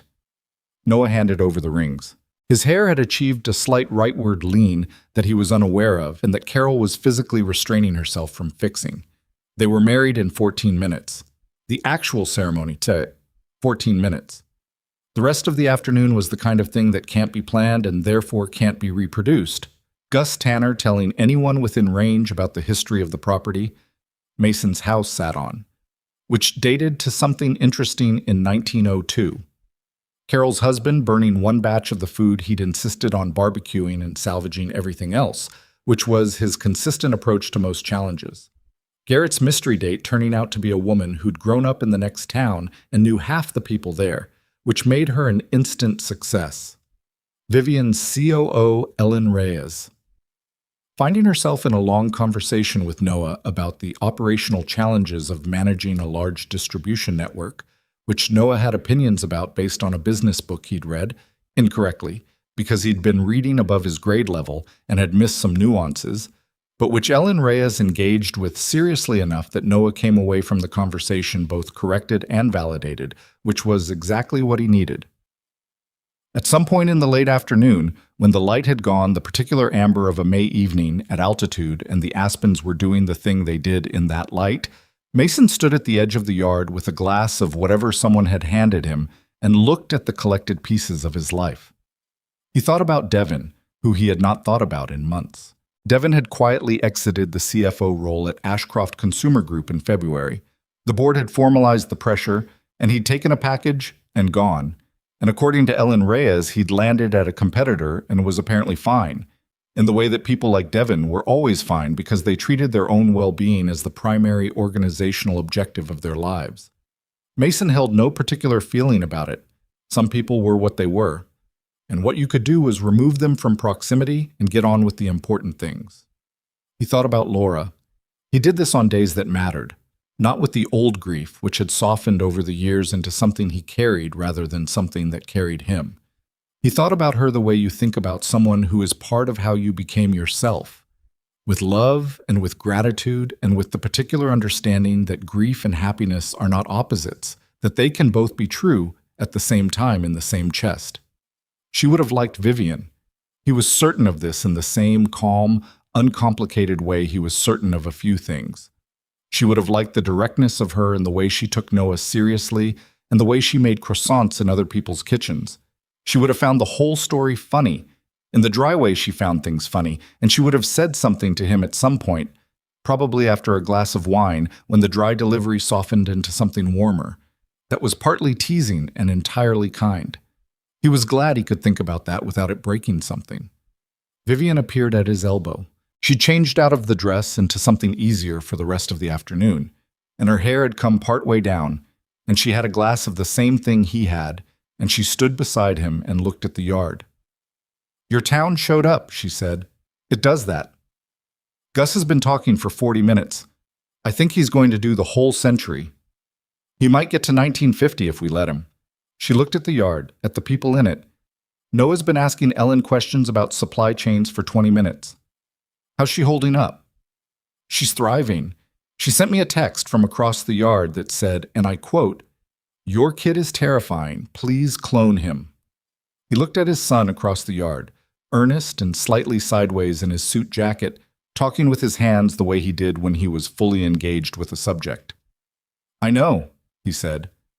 "He's wonderful," she said, not as performance, as simple fact. "He is," Mason agreed.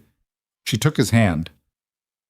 They stood and watched the afternoon continue in its imperfect, specific, unrepeatable way. The smoke from Carol's husband's barbecue, the sound of Gus's voice finding its stride, Noah's jacket now fully escaped to the right, the mountains at the edge of everything, doing what mountains did, which was be there, simply and enormously, the same as they'd always been. This is the thing that nobody tells you about the life you actually want. It doesn't arrive whole. It doesn't show up with a label and a bow and the specific shape you imagined. It arrives in pieces over time, delivered by circumstances you didn't plan and people you didn't expect, and ordinary mornings that don't look like anything from the outside but are, from the inside, the entire point. A woman drove through the mountains in the middle of January with nowhere specific to go and stopped because there was a light on, which was a stupid reason to stop somewhere, except that it wasn't. Except that most of the things that matter start with exactly that kind of irrational, unplanned stopping. A man stepped between her and someone who was hurting her, not because he was brave or looking for anything, but because it was the only thing that made sense in that moment, which turns out to be the way most worthwhile things begin. Nobody chose what they lost. Mason didn't choose to raise his son alone, and Vivian didn't choose to spend years having her confidence systematically dismantled by someone who needed her diminished to maintain his position. Those things were not chosen. What was chosen was what came after. The slow, imperfect, non-linear work of becoming a person who could receive something good without flinching from it. That work doesn't look like much from the outside. It looks like coffee at a counter and dinner in a small kitchen, and a kid explaining rocks to a stranger in a blanket fort during a snowstorm, and too late coffee going cold on a couch. It looks like ordinary evenings. It looks like nothing. From the inside, it is everything. Years later, when people asked Vivian why she left, and people did ask, sometimes with genuine curiosity and sometimes with the slight incredulity of someone for whom the number 4.3 billion was its own argument for a different life, she didn't have a complicated answer. She said she'd been running a company and losing herself at the same time, and at some point the math stopped working. She said she'd driven through the mountains in January because she needed to stop somewhere and there was a light on. She said she got coffee. She said a man was kind to her for no reason. She said she stayed. She said she'd never left anything. She'd just finally figured out what she was running toward. The aspens at the edge of Mason's yard caught the last of the light on that May afternoon and held it for a moment, all of them at once, gold and still, the way aspens are briefly still before the wind comes through and moves them all together, each tree separate, all of them connected underground in ways nobody standing above can fully see. The wind came through. They moved. The afternoon continued.